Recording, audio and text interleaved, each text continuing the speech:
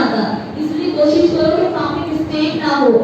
एक और स्टूडेंट का प्रॉब्लम ये हुआ था कि उसके अंदर उसने एग्जाम में सीक्वेंस जो होती है पेपर 1 एंड पेपर 2 की, उस सीक्वेंस को ही रॉन्ग करना स्टार्ट कर ली।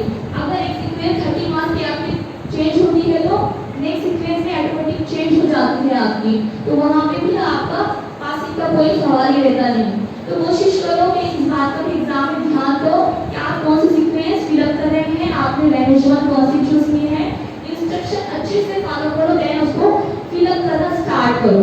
ओके, तो इसके पहले कि जब आपका पेपर फिक्स हो जाए आपको लैंग्वेज कौन सी लेना है 1 एंड 2, उसके बाद प्लानिंग बनाओ अपने कि किस दिन आपको कौन सा सब्जेक्ट कवर करना है।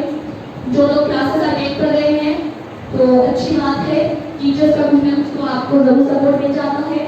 जो नहीं अटेंड कर पाते किसी रीजन की वजह से, तो कोशिश करो कि नोट्स भी जो सेट करते हैं आप लोग तो वो स्मार्ट स्टडी करो, ठीक है।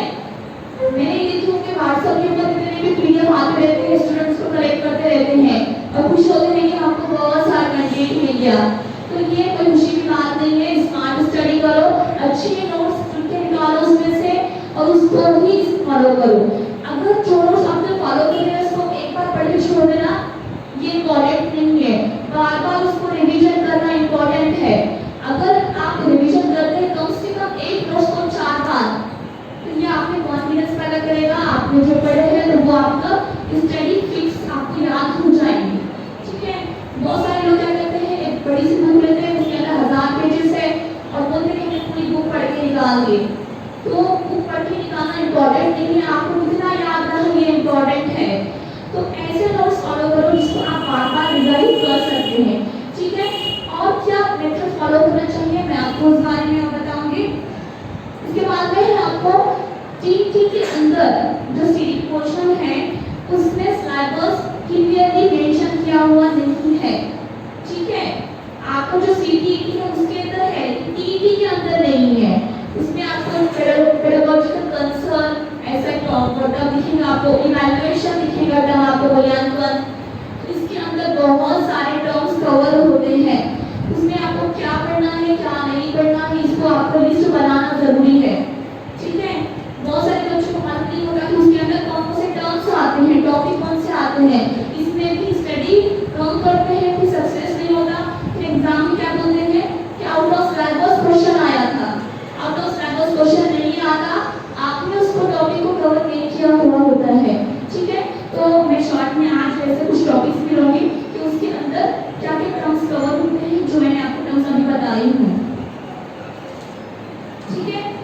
और एक चीज इम्पोर्टेंट है कि आपको क्वेश्चन की प्रैक्टिस करना जरूरी है। अगर आप नोट्स पढ़ते जा रहे इट्स ओके, लेकिन जब तक आप प्रैक्टिकली क्वेश्चन सॉल्व नहीं करते आपको ये समझ में नहीं आएगा कि उसको जमी कैसी होती है, हमारे माइंड में कंफ्यूजन कैसे होता है, जो हम मिस्टेक कैसे करते हैं आंसर्स में थोड़े थोड़े, तो वो आपको देख के समझ में आएगा सॉल्व करने के बाद ही। तो कोशिश करो जितने हो सके उतने क्वेश्चन सॉल्व करो, प्रैक्टिस मेक्स मैन परफेक्ट। आपको परफेक्ट बनना है तो क्वेश्चन सारे सॉल्व करो।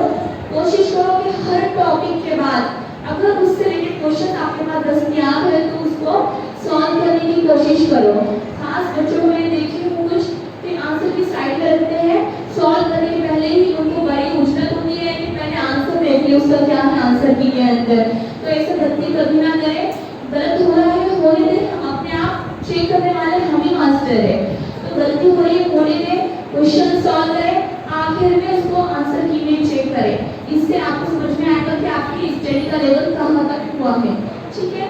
तो हर टॉपिक के बाद क्वेश्चन सॉल्व करने की कोशिश करें। अगर पॉसिबल नहीं है तो एक हफ्ते में कम से कम संडे के दिन आपको मिनिमम 50 क्वेश्चंस 100 क्वेश्चन तो सॉल्व करना चाहिए और सब्जेक्ट मिला के, तभी आपको परफेक्शन आएगा।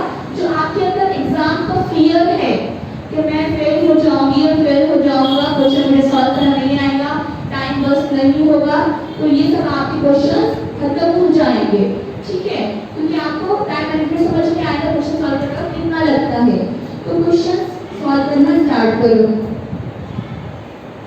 नेक्स्ट इंपॉर्टेंट थिंग है कि प्रीवियस ईयर के पेपर्स, अब तक हमारे पास 6 टाइम आई थिंक टीवी हो चुका है। पेपर 1 में सीडीपी 30 नंबर का आता है, पेपर 2 में सीडीपी आपका 30 नंबर का आता है, 60 नंबर हो गए। 6 पेपर में कितने हो गए? 360 आपके सीडीपी क्वेश्चंस हो गए। तो उतने क्वेश्चंस को एक उसको हार्ड कॉपी निकालो, सॉल्व करो, अच्छे से समझो उसको। सिर्फ रॉन्ग किया है, नॉट है तो नॉट रेक्टिफिकेशन मत करो आंसर में। क्या सही, बहुत सारे स्टूडेंट को हैबिट होती है क्वेश्चन का राइट आंसर क्या है बस उतना रेक्टिफिकेशन करेंगे क्वेश्चन के साथ में, तो ये भी गलत हैबिट है। रॉन्ग है तो क्यों रॉन्ग है, राइट है तो क्यों राइट है, उसका रीजन क्या है वो पॉइंट चूज करने का। इन सबको समझते हुए आप सॉल्व करेंगे तो आपके लिए एग्जाम में भी क्वेश्चन सॉल्व करना आसान हो जाएगा।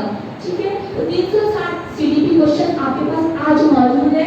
360 में से कम 10 क्वेश्चन रिपीट होंगे, 15 क्वेश्चन रिपीट होंगे 30 में से। तो कोशिश करो कि उसको सॉल्व करने की हार्ड कॉपी निकालो, समझ के पढ़ो उसको। अगर नहीं समझ में आ रहा है तो उससे रिलेटेड जो कंटेंट आपके पास मौजूद है उससे निकालो रीजन क्या है उस आंसर का, क्यों है वो सेंटेंस दिया हुआ राइट में। ठीक है, तो इससे आपको काफी मदद मिलेगी। एक और इम्पोर्टेंट चीज है कि जब आप पढ़ते हैं तो उसमें कुछ साइकोलॉजी के टर्म्स आते हैं नस्सियात के, वो आपको याद रखना हार्ड जाता है, क्योंकि कुछ टर्म्स ऐसे होते हैं इंग्लिश में भी आपको सेम दिखेंगे, उर्दू में भी सेम लिखे हुए दिखेंगे और मराठी में भी सेम रहेंगे। जैसे डिस्ग्राफिया है, डिस्कैल्कुलिया है, लर्निंग डिसेबिलिटी जो है, ठीक है, अधिगम अक्षमता जो है, तो उसका प्रॉब्लम ये जो टर्म्स है ये हर जगह हर भाषा में आपको सेम दिखेंगे। तो ये टर्म्स को आपको याद करना है, आपको याद नहीं हो रहा है कुछ तो फार्मूला बना के याद करो। जैसा कि लर्निंग डोमेन है, सीखने के तरीके, उसमें क्या है हमारा cognitive, affective and psychomotor domain, मतलब कि बच्चा उसके 3 हिस्सों का इस्तेमाल करके वो सीखता है। वो कौन सा है? कॉग्निटिव है, संज्ञानात्मक है, मतलब बुद्धि का यूज करता है। वो अफेक्टिव में वो अपने इमोशंस का यूज करता है, मतलब उसका हार्ट काम करता है, दिल। ठीक है, एंड साइकोमोटर, मोटर जहाँ पे आता है मतलब वो आपके मसल से रिलेटेड है, उस से रिलेटेड है। ठीक है, अब आपको लर्निंग डोमेन्स याद नहीं हो तो क्या करेंगे, इसको शॉर्ट में कैब लिखेंगे, CAP cab. C for cognitive, A for affective, P for psychomotor. इस तरीके से फॉर्मूले बना के आप याद करेंगे तो आपके लिए स्टडी और भी इजी हो जाएगी। और एक चीज इंपॉर्टेंट है कि एग्जाम में कभी-कभी शॉर्ट फॉर्म होता है क्वेश्चन के अंदर और क्वेश्चन नंबर दिया हुआ होता है, तो आपको समझ में नहीं आता कि क्वेश्चन क्या है, क्योंकि आपको उसका फुल फॉर्म मालूम नहीं होता शॉर्ट फॉर्म का। तो इसके लिए लिस्ट बनाओ एब्रिविएशंस की, उसमें आपको जितने शॉर्ट फॉर्म्स आते हैं, लॉन्ग फॉर्म्स, उसके लिखे अच्छे से याद करो, क्योंकि सीटी के एग्जाम में तो कंपलसरी आपको एक दो क्वेश्चन उसके फुल फॉर्म के ऊपर पूछना ही है। तो कोशिश करोगे एब्रिविएशन की सबसे पहले फुर्सत में लिस्ट बनाओ। आपके पास जो भी कंटेंट मौजूद है, मैक्सिमम बच्चे अभी पब्लिकेशन की बुक यूज करते हैं सीटीटी में, तो उसके अंदर जितने भी शॉर्ट टर्म्स लॉन्ग टर्म्स आपको दिख रहे हैं, कौन सी भी थ्योरी रहने दो, सब्जेक्ट कौन सा भी हो, उसके एप्लीकेशंस की लिस्ट बना के उसको अच्छे से रेक्टिफिकेशन कर लो। जबकि हमारा नेशनल करिकुलम फ्रेमवर्क 2005 जो है उसके अंदर बच्चों को रटने के लिए मना किया हुआ है, लेकिन एज ए टीचर हमको एग्जाम क्रैक करना है, इसलिए हम रेक्टिफिकेशन को हमको कहीं ना कहीं इम्पोर्टेंस देना है। जहाँ पे हमारे पास डेफिनेशंस आते हैं, तारीखें जो होती है, इसलिए हॉल है, बोले हुए थॉट्स हैं उनके, तो वहाँ पे हमको रेक्टिफिकेशन करना जरूरी है। तो एब्रिविएशन की लिस्ट पहले फुर्सत में बना के इसको याद कर लो। ठीक है, इसके बाद है कुछ साइकोलॉजिकल टर्म्स होते हैं, तो वो हमको समझना दुश्वार होता है, उसको समझने की कोशिश कैसे करेंगे। तो डिक्शनरी का यूज करो, अगर आपके पास मोबाइल है, जिससे सबकी हुई है या घर में होती है, उस हार्ड वर्ड्स को छोड़ के आगे के सेंटेंस पढ़ने की कोशिश कभी मत करो।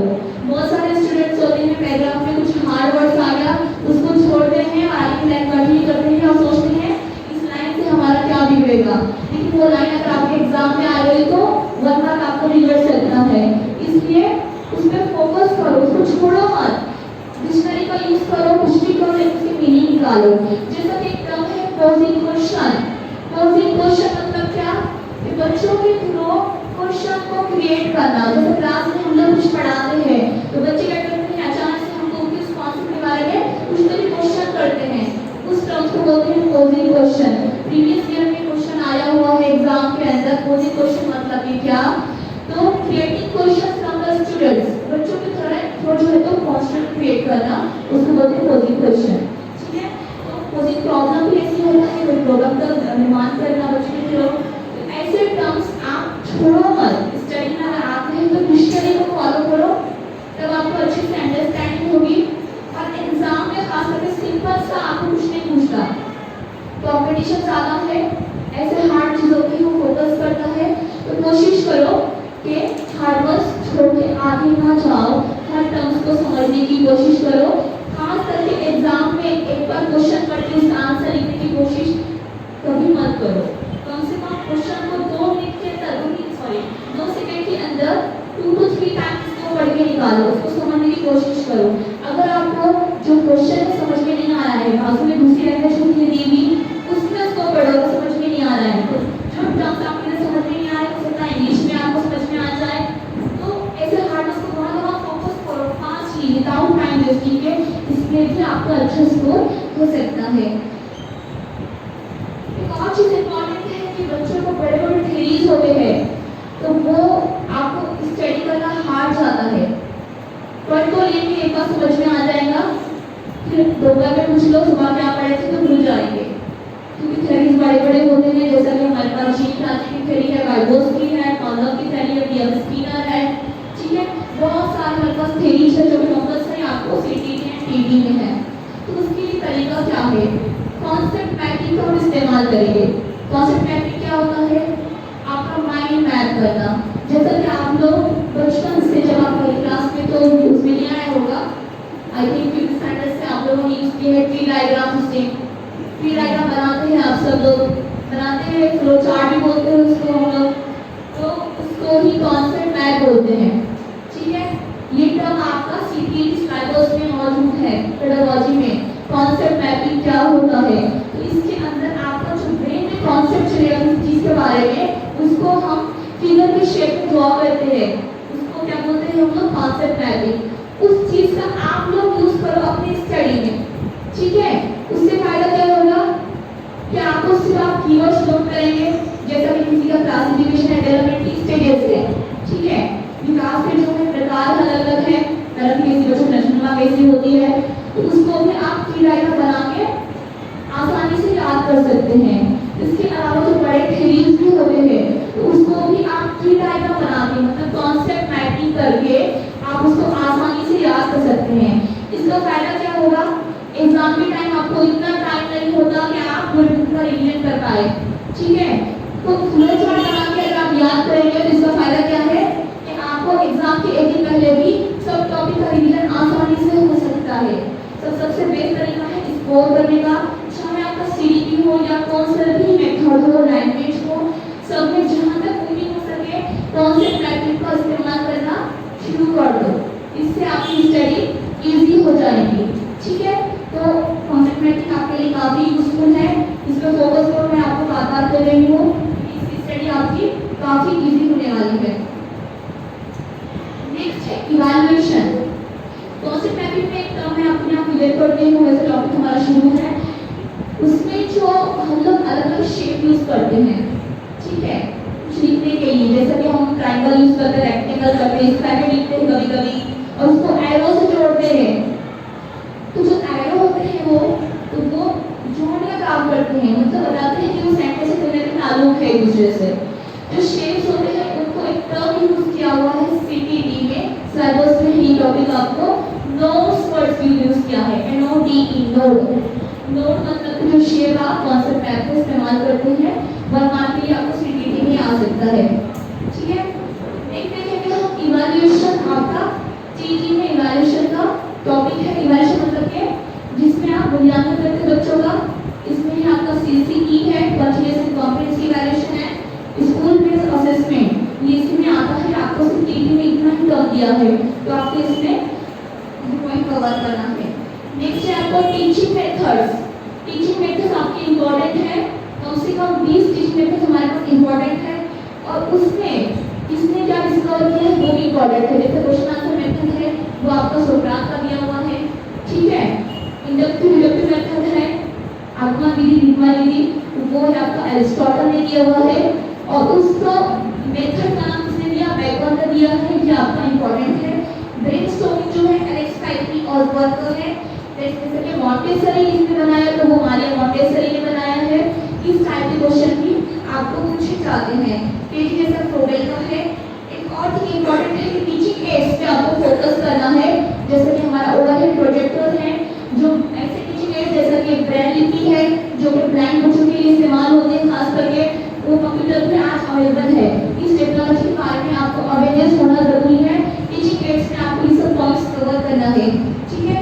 इसके बाद में लर्निंग डिसेबिलिटी जो है बच्चों के अधिकतम आवश्यकता है, जिसमें डिस्लेक्सिया, डिसकैल्कुलिया, डिसग्राफिया, इसके ऊपर सीटीईटी में कंपल्सरी क्वेश्चन आता ही है, इसको आपको कवर करना है। छोटे-छोटे टाइप थे लेकिन आपको कंपल्सरी मार्क्स उसके अंदर मिलेंगे ही, ठीक है। लर्निंग स्किल्स होते हैं, जैसे कि हम उसको सीक्वेंस लिखते हैं LSRW, ठीक है। Listening, speaking, reading and writing, तो ये भी आप फ्लो चार्ट की मदद से याद कर सकते हैं। उसके बाद वॉइस का क्या कवर होते हैं। और इम्पोर्टेंट थिंग ये है कि एक डू एंड डोंट, ये कहीं आपको व्हाट्सएप पे दो मिलेंगे पॉइंट्स। तो डू में क्या चीजें हैं जो आपने एनसीईआरटी में आपको अलाउ किया है। डोंट में क्या आएंगे, जैसे कि रेटिफिकेशन करना, मेमोराइजेशन करना, पनिशमेंट बच्चों को देना, इसके लिए एनसीईआरटी हमको कभी भी अलाउ नहीं करता। इस पॉइंट का आपको ध्यान रखते हुए क्वेश्चन सॉल्व करना है, ठीक है। तो इम्पोर्टेंट फोकस करो कॉन्सेप्ट मैपिंग के ऊपर। उम्मीद है कि मेरी जो बातें हैं उसमें आपको समझ में आई होगी, कुछ हेल्पफुल जरूर करेगी। आप सबने मुझे यहाँ बोलने के लिए मौका प्रदान किया, इसके लिए मैं आप सभी का रजिस्ट्रेशन अदा करती हूँ। अल्लाह हाफिज़, अस्सलाम वालेकुम।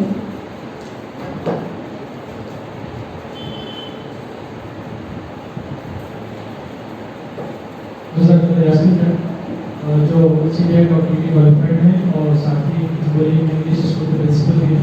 उसके बाद में हमारा मेहमान खुसूसी और अंसारी सर, जो गुज़िश्ता एक दो नहीं कई सालों से पीपी जब से स्टार्ट हुआ है उससे स्टूडेंट्स को गाइड कर रहे हैं। और अलहमदिल्ला जब भी हम बुलाते हैं अलहमदिल्ला आपको नाम पेश करते हैं। अलहमदिल्ला वो पीपीटी के जरिए आप तमाम को रहनुमाई करेंगे। आप सभी से दरख्वास्त है कि अंडरस्टैंडिंग के लिए आप अपने नोट पैड जो भी आप नोट लाए हैं नोट की जरूरी चीज़ें और यहाँ से सीख कर जाए। ऐसा नहीं है कि बस एक प्रोग्राम हुआ हमने अटेंड करके आया सुन कर नहीं, बल्कि आप यहाँ से अपना सामान लेकर जाइए। यहाँ से उठने के बाद प्रिपरेशन के लिए बैठ जाएंगे, उसके बाद अच्छे से प्लानिंग करेंगे और स्टडी के लिए बैठ जाएंगे। हम उसी उम्मीद से इस प्रोग्राम को रखें। मैं आवाज़ देता हूँ बहुत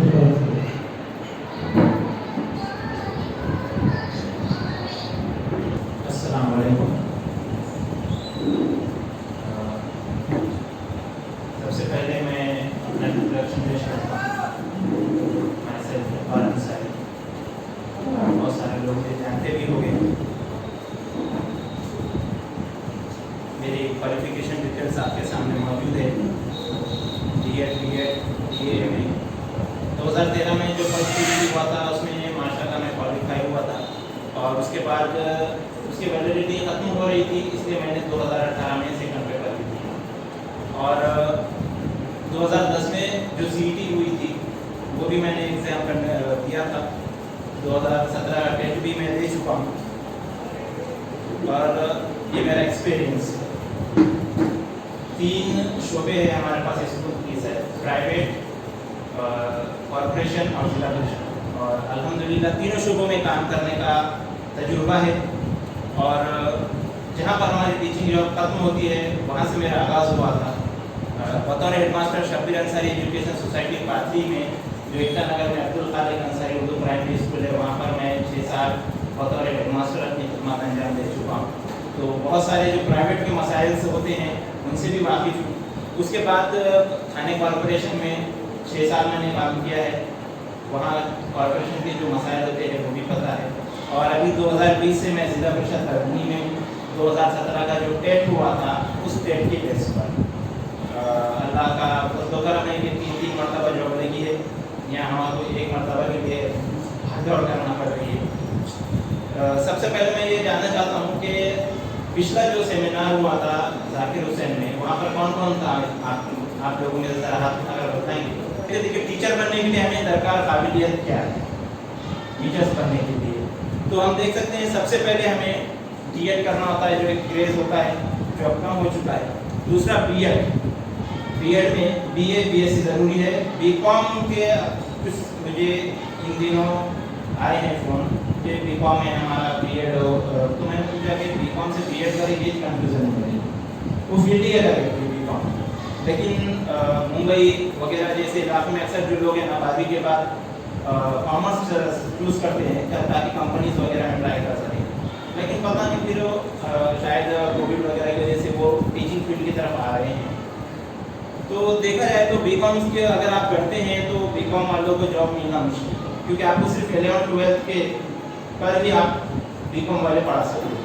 और बीए बीएससी के बेस पर आप पहली से 12वीं तक के लिए अप्लाई कर सकते हैं। बीएड के बाद हमारा अगला मरहला आता है महा टीटी या सीटी। पिछले दिनों चंद महीने पहले यहाँ पर आए थे, महा सीटीटी के लिए जमा हुए थे, और महा टीटी जो अभी हमारा 3 अगस्त से फॉर्म भरना जिसका चालू होने वाला है। ये दोनों इम्तिहान में से अब ये इम्तिहान अक्सर बच्चे सवाल करते हैं कि जब हम बीएड कर रहे हैं तो क्या हम टीचर की जब पूरी ट्रेनिंग ले रहे हैं तो क्या जरूरत है महा टीटी सीटीटी लगाने की, उसके बाद और एक एग्जाम टेट लगाने की। तो आपको मैं बता दूं कि देखिए बीएड करने वाले कितने स्टूडेंट होते हैं हर साल। आज का भी अगर आप रेशो लगाए तो हजारों में, अगर 5-6 साल पहले चले जाए तो लाखों में होते। अब जब वैकेंसी निकलती है उर्दू मीडियम की अगर बात करें तो सैकड़ों में निकलती है, 100 से। जैसा कि लास्ट टाइम वैकेंसी निकली 2010 के बाद 2018 में जो वैकेंसी निकली 8 साल के बाद निकलती है तो 982 कुछ वैकेंसी उर्दू में। अब देखा जाए अगर टीटी पास वाले नहीं होते तो ये पूरी वैकेंसी के लिए बहुत भरमार रहती थी, बहुत जो तो आपका होती। लेकिन आप देखिए कि टीटी की वजह से ये जो टीटी की छनी लगी हुई है 520 जगह खाली पड़ी, क्योंकि टीटी कैंडिडेट पास नहीं, हमने उसको उतना वेटेज नहीं दिया। टीटी हो या सीटीटी हो, ये भर्ती होने के बाद उसमें तो दूसरे मसाइल भी थे। जाहिर सी बात है कि भर्ती नहीं निकल रही थी तो उसके तरफ रुझान भी नहीं था। प्राइवेट स्कूल की तरफ हमारा ज्यादा जो तो सहन हो गया था प्राइवेट स्कूलों के लिए। लेकिन 2013 से गवर्नमेंट ने वहां पर भी टीटी लागू कर दिया है, वो भी प्रॉब्लम आई है। पेमेंट्स के मसले आ गए हैं तो अभी सब लोग हमारे जाग रहे हैं। हालांकि हमें चाहिए था कि ठीक है भी करके प्राइवेट में भी आप लगे डोनेशन वगैरह देकर, तो जो गवर्नमेंट के जो टर्म्स है वो पूरा कर देते हैं। कभी भी हो जाएगा, एडजस्ट हो जाता, सबकी लहर के साथ सबके साथ हमारा भी काम हो जाएगा, ये सोचकर हमने कभी भी नहीं बैठा। तो महा टीटी सीटीटी दोनों में से कोई एक इम्तिहान पास होना चाहिए। दोनों का फर्क भी आगे बताऊंगा। उसके बाद ये एग्जाम होने के बाद तीसरा इम्तिहान रखा हुआ है टेट। महा टीटी सीटीटी में हमें कोई स्कोर नहीं करना है, कुछ नहीं, सिर्फ पास करना। आप 150 में से अगर ओपन कैटेगरी में 90 मार्क्स ले या कास्ट में है या ईडब्ल्यूएस में है 83 भी मार्क्स ले लें तो भी आप एलिजिबल है, या 150 में से 150 मार्क्स लेते हैं तो भी एलिजिबल है। अब यहाँ पर आपको स्कोर करना है तीसरा जो इम्तिहान है हमारा टेट इम्तिहान। यहाँ पर आप 200 नंबर का इम्तिहान है, 2 घंटे का पेपर है, ऑनलाइन पेपर है, जैसा आपने एमएससीआईटी किया हुआ है। एमएससीआईटी सभी ने किया हुआ है, और नहीं कर रहे होंगे तो कर दो। बहुत 3 महीने का कोर्स होता है, जरूरी होता है। आपको अपॉइंटमेंट में दिक्कत होती है या फिर आपको जब अपॉइंटमेंट होता है तो उसको दिया जाता है कि 1 साल में 2 साल में उसकी टर्म्स दी जाती है, कंप्लीट करना है, तो उस टाइम ज्यादा जो तो बड़ा होता है तो अभी आप कर लेंगे। तो ये टेट में जैसा एमपीसीएल का जो इम्तिहान होता है एमएससीआईटी का, उस तरह से टेट इम्तिहान होता है, और 200 नंबर में से आपको ज्यादा से ज्यादा स्कोर करना है। जितना ज्यादा स्कोर करोगे उतनी आपकी चॉइस की जगह पर आप दूसरा टीचर करना है ना। सबसे पहले ये माइंड में रखो, महाराष्ट्र में कहीं भी जाने के लिए तैयार, पहले ये तैयार हो। खास तौर से लेडीज लड़के तो चले ही जाते हैं, लेकिन लेडीज खास तौर से तैयार है, क्योंकि बाद में जो तो बहुत सारे मसले आते हैं। फॉर्म भर दिए, अपॉइंटमेंट लेटर आ गया, लेकिन फिर घर वाले नहीं बोल रहे, तो वो फॉर्म भरते वक्त ऐसी जगह फिलअप करें जहां आप जा सकते हैं, और घर वालों को और खुद को भी ज़हनी तौर पर तैयार रखें कि महाराष्ट्र में कहीं भी जाने के लिए, क्योंकि जॉब्स के मसाइल ऐसे हैं, सारे जॉब्स नहीं मिलते, वैकेंसी नहीं मिलती। तो सबसे पहले ये तैयार है कि आप मुंबई, गढ़चिरौली, गोंदिया कहीं पर भी जाकर जॉब करने के लिए तैयार है। सबसे पहले अपने आप को ज़हनी तौर से इसके लिए तैयार करें।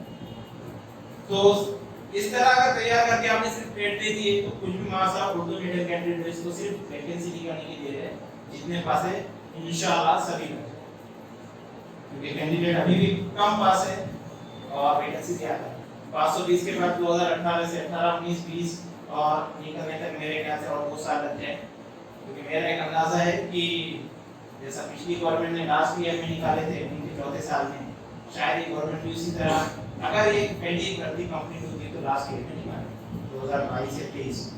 तो ये 5 साल में जो और वैकेंसी रिटायर होने वाले या कोविड की वजह से जो अल्लाह को प्यारे हो गए वो वैकेंसीज, तो इस तरह से तकरीबन फिर से 1000 के आसपास उर्दू मीडियम की वैकेंसी निकल रही है। तो मेरे मालूमात के मुताबिक तो मैं नहीं समझता कि पूरे महाराष्ट्र में उर्दू मीडियम कैंडिडेट्स महाटीटी सीटीटी मिलाकर 1000 से भी ऊपर, और अगर है भी तो बाद में फिर उसमें फर्स्ट पेपर सेकंड पेपर ये चीजें भी आती है। तो जितने हैं इंशाल्लाह लग जाएंगे। सिर्फ आप तैयारी रखें कि अगर आपके मार्क्स ट्रेड में कम होते हैं तो कहीं भी ज़्यादा कर लीजिए, और आपको अगर आपकी चॉइस का चाहिए तो आपको ज़्यादा मार्क्स चाहिए, क्योंकि मेरे आपने देखे 117 मार्क्स थे ट्रेड में, लेकिन मुझे परमानेंट डिस्ट्रिक्ट चाहिए था। थाने महानगर पालिका में मैं जॉब कर रहा था, भर्ती के मसाइल रहते हैं, कॉर्पोरेशन से वगैरह नहीं हो पाता है। कई लोग सालों से आज भी जॉब कर रहे हैं। मैं 2014 में थाने गया और 2020 में वापस परभनी आ भी गया, वहाँ पर रिजाइन देकर मैंने यहाँ दोबारा से तो मुझे परभनी आने के लिए मुझे 117 मार्क्स होकर भी दूसरी लिस्ट का इंतजार करना पड़ा। परभनी में हमारा इतना कॉम्पिटिशन था, क्योंकि सबसे पहले ओपन और ओबीसी दोनों की भी जगह नहीं थी। मैंने ओबीसी कैटेगरी से फॉर्म फिलअप किया था, ओबीसी कैटेगरी में 117 होने के बावजूद भी वैकेंसी नहीं थी। उसके बाद जब सेकंड राउंड में जो बची हुई वैकेंसी थी, जो एससी एसटी वगैरह की जो वैकेंसी थी, जो वापस कैंडिडेट ज्यादातर अवेलेबल नहीं थे, वो क्या कन्वर्ट हुई ओपन में। तो उस लिस्ट में मेरा 117 नंबर था, तो अल्हम्दुलिल्लाह मेरा पहला नंबर था। 8 कैंडिडेट्स की लिस्ट लगी थी जनवरी 2020 में, और जो 8वें नंबर का कैंडिडेट था उसके मार्क्स थे टेट के 103। अगर आप चाहते हैं कि बाद आप परभनी में करना है या मराठवाड़ा में करना है तो मार्क्स आपको ज्यादा चॉइस की जगह। बाकी आप सिर्फ टेट, हमारा टेट के लिए कंफ्यूजन मतलब वो इसमें पास है या फेल है, इसको सिर्फ कंडक्ट करना है, हमको अटेंड करना। अटेंड करेंगे इसमें जो और जो भी इसमें नंबर हासिल होंगे उसके बेस पर हमारा सिलेक्शन होगा। इसमें पास या फेल नहीं, तो माशाल्लाह कहीं ना कहीं लग ही जाएंगे उसके। सिर्फ आपके चॉइस के लिए आपको ज्यादा से ज्यादा स्कोर करना होगा। देखिए अब आपको मैं यहाँ पर बता दूं कि क्या है डिफरेंस बिटवीन टीटी और सीटीटी। सिर्फ इतना ही फर्क है कि सीटीटी के आगे सी लगा हुआ है सेंट्रल का, और हमारे टीटी के आगे महा लगे हुआ है इसके। सी यानी सेंट्रल और महा यानी महाराष्ट्र, बस यही फर्क है कि सीटीटी सेंट्रल गवर्नमेंट कंडक्ट करती है, साल में 2 बार करती है, थोड़ा अच्छे से कंडक्ट करती है, ज्यादा उसमें खामी नहीं होती। महाटीटी हमारी स्टेट गवर्नमेंट कंडक्ट करती है, थोड़ी बहुत या थोड़ी नहीं, बहुत खामियां होती है, लेकिन पूरा इसमें फायदा ये होता है कि आपको उर्दू में पेपर आपको मिलता है। मसाइल तो होते हैं, लेकिन हमको मसाइल नहीं देखना है, सबसे पहले बी पॉजिटिव बन जाएगा। मसाइल को देखकर अगर आप स्टडी करेंगे, फॉर्म करेंगे, एग्जाम देंगे, तो आप इम्तिहान को कभी क्रैक नहीं कर सकते, क्योंकि जाहिर सी बात है ये जो आपकी नेगेटिव थिंकिंग रहती है आपके 10 से 12 मार्क्स के ऊपर असरअंदाज होती है। क्योंकि हम पेपर सॉल्व करने भी आते हैं, तो बचपन से हमें सिखाया जाता है कि पहले वो सवाल करो जो आपको आते हैं, जो आसान। क्यों? उससे कॉन्फिडेंस लेवल बढ़ता है, और जो हार्ड सवाल है उसके भी हम आसानी से जवाब दे सकते हैं। यहाँ तो हमारे पास 4 ऑप्शंस मौजूद होते हैं, तो यहाँ आसानी से फिर अगर हमने जो सवाल हमको आते हैं या जिस सब्जेक्ट में हम आसान है उस सब्जेक्ट को पहले करेंगे तो बाद में हम आसानी से उसको कर सकते हैं। तो ये जहन से निकाल दीजिए कि जो बच्चे सीटीटी पास है फर्स्ट पेपर सेकंड पेपर, मैं तो ये सजेस्ट करूंगा कि महाटीटी देने की जरूरत ही नहीं। हाँ, अगर आपको लगाना है आपके नाम के आगे कि भाई मैं 2 मरतबा टीटी पास हूँ, सीटीटी पास हूँ, ये शौकिया आप दे सकते हैं।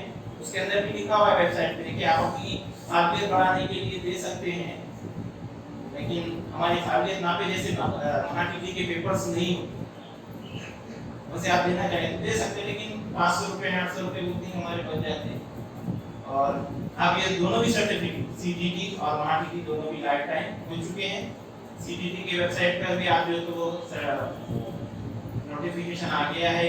नए सर्टिफिकेट नहीं आने वाले, वही सर्टिफिकेट आप लाइफ टाइम हो गए। पुराने जो 13, 14, 15 के सर्टिफिकेट थे महाटीटी के जिसपे 7 साल की वैलिडिटी लिखा था या सीटीटी के, तो वो वैसे ही रहेंगे, क्योंकि आप टोटली पूरे ऑल इंडिया और सभी स्टेट के पास जो तो ये लाइफ टाइम हो गया है, इसलिए जो वैलिडिटी वाला जो खत्म हो गया है।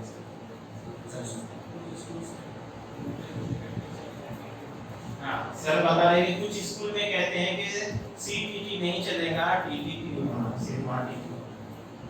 तो उनको ये देखिए जीआर बता दीजिए, यहाँ पर जीआर है 7 फरवरी 2019 का। इस जीआर में ये जीआर जैसा कि हर बार निकष होते हैं ना, जो गवर्नमेंट के रूल्स होते हैं कि जो सिलेक्शंस होंगे तो किस बेस पे होंगे, तो ये जो ये मैंने सिर्फ 2 पेज आपको दिखाने के लिए यहाँ पर पावर पॉइंट में डाला है। 20-25 पेज का जीआर है जिसके अंदर पूरा एक जमीन लगे हुआ है, साथ में रेफरेंस के 1st to 5th के लिए आपने क्या क्वालिफिकेशन चाहिए, 5th to 6th के लिए, 6th to 8th के लिए, वो मैं आगे भी आपको बताऊंगा। तो वो सब इसमें लिखी हुई है। यहाँ पर आप देख सकते हैं कि यहाँ पर जो अगला पेज है पहली से 5वीं के लिए, तो यहाँ पर लिखा हुआ है, अभी आपको शायद इसमें नजर नहीं आ रहा होगा, तो वहाँ पर लिखा हुआ है कि जो पीटी है आपको या तो केंद्रीय होना या फिर राज्य होना। केंद्रीय मतलब सीटीटी सेंट्रल, राज्य मतलब महाटीटी। और इस कंफ्यूजन में भी मत रहो, ये भी मत रहो कि हमारे जो तो संस्था चालक नहीं मान रहे हैं, तो आप ये समझ जाओ वहां दिमाग अपना सर मत खपाओ, क्योंकि वो जाहिर सी बात है, वो टीटी सीटीटी दिए हुए नहीं, उनको फर्क समझ में भी नहीं आने वाला। ऊपर से अधिकारी ने बोल दिया भाई सिर्फ टीटी होना, तो उनको समझ में आ रहा है कि महाटीटी हो। बल्कि हमारे अखबार वाले भी देख लीजिए, कुछ दिन पहले कल की न्यूज थे शायद, टीटी न्यूज और हेडिंग पे टैग डाल,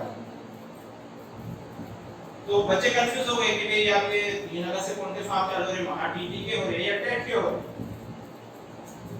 तो ये कंफ्यूजन हमारे पास बहुत सारे हैं और नीम हकीम हमको बहुत मिलेंगे, तो वहां पर हमने हमारा ज्यादा सर न खपाते हुए, अगर आपका संस्था चालक नहीं मान रहे तो उनसे कहिए अदबन कि आप फाइल आगे रख कीजिए, बाद में हम ऑफिस में देंगे। ऑफिस जाने के लिए भी तैयार है, वहां जाकर बताइए, रेफरेंस रखिए, अपडेट रहें। अपडेट्स का जमाना है, अब हम 5G के जमाने की तरफ बढ़ रहे हैं।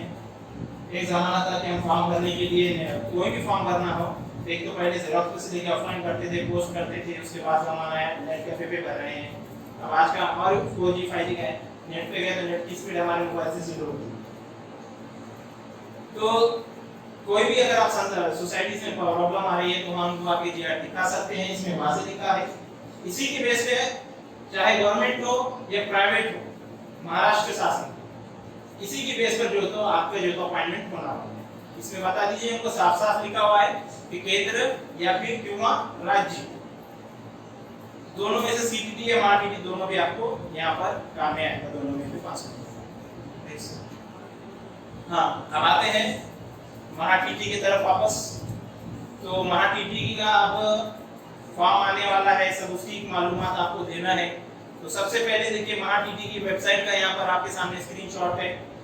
यहाँ पर अगर आप क्लिक करते हैं महाटीटी में शासन निर्णय लिखा हुआ, यहाँ क्लिक करते हैं तो महाटीटी के 2010 से लेकर आज तक की डेट तक 2021 तक के टोटल जीआर सर्कुलर साइट पे मौजूद है, आपको कहीं जाने की उसकी जरूरत नहीं। ये यहाँ से आप टोटल इसमें जो अभी मैंने जीआर बताया वो भी आपको यहाँ मिल जाएगा।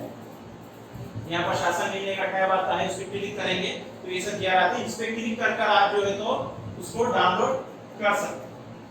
ये सभी जीआर अगर आप पढ़ लेंगे तो आपकी नॉलेज में बहुत सारा इजाफा होगा, और ये जीआर आपको टीचर्स भर्ती के लिए, टेट के लिए और आगे जो है तो टीटी के लिए भी बहुत काम है। इसमें आपका बहुत सारा फायदा होगा, क्योंकि आप बोलेंगे जीआर पढ़ के क्या मतलब, ये तो हमको स्टडी करना है, लेकिन इसके जरिए आपको सामने वाले की ज़हनियत, जो एग्जामिनर है, एग्जामिनर की ज़हनियत का पता चलेगा। जब अगर एग्जामिनर की हमको ज़हनियत का पता चल जाए, सामने वाला जो सवाल कर रहा है उसके सवाल करने का मकसद अगर हम समझ सके, तो हम उसको जो जवाब चाहिए वो जवाब दे सकते, और उसको जो जवाब दिया जाए तो फिर वो भी तसल्ली बख्श हो जाता है। यहाँ पर हम इसके जो तो साइड पे फॉर्म भरने से पहले सभी मालूमात आप पढ़ लीजिए। वैसे आज अगर आप ये अटेंड कर रहे हैं, तकरीबन पूरी मालूमात मैं आपको बतला देने वाला हूँ।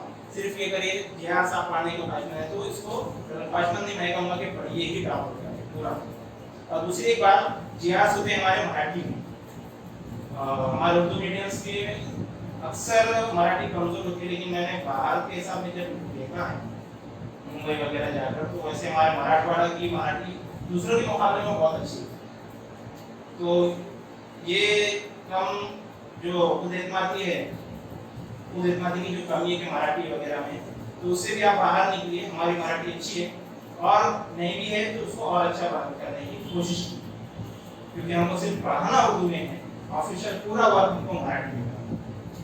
और बच्चों को हमारे फ्यूचर में एक्सपर्ट्स बनाने के लिए हमको जो है तुमको इंग्लिश में भी जो है तो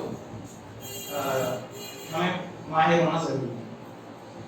कितने बच्चे यहाँ पर जो कैंडिडेट्स हैं, बच्चे तो नहीं कहूँगा, कैंडिडेट्स कहना पड़ेगा, तो कितने कैंडिडेट्स हैं जो मराठी जिनकी अच्छी, जरा हाथ उठाएंगे। आपको इतना कॉन्फिडेंस है कि मैं मेरी मराठी अच्छी है, कम है लेकिन सबके हाथ आना चाहिए। और इंग्लिश सबकी परफेक्ट इंग्लिश में देखिए इसमें भी हाथ है, मराठी से ज्यादा है, लेकिन 100%।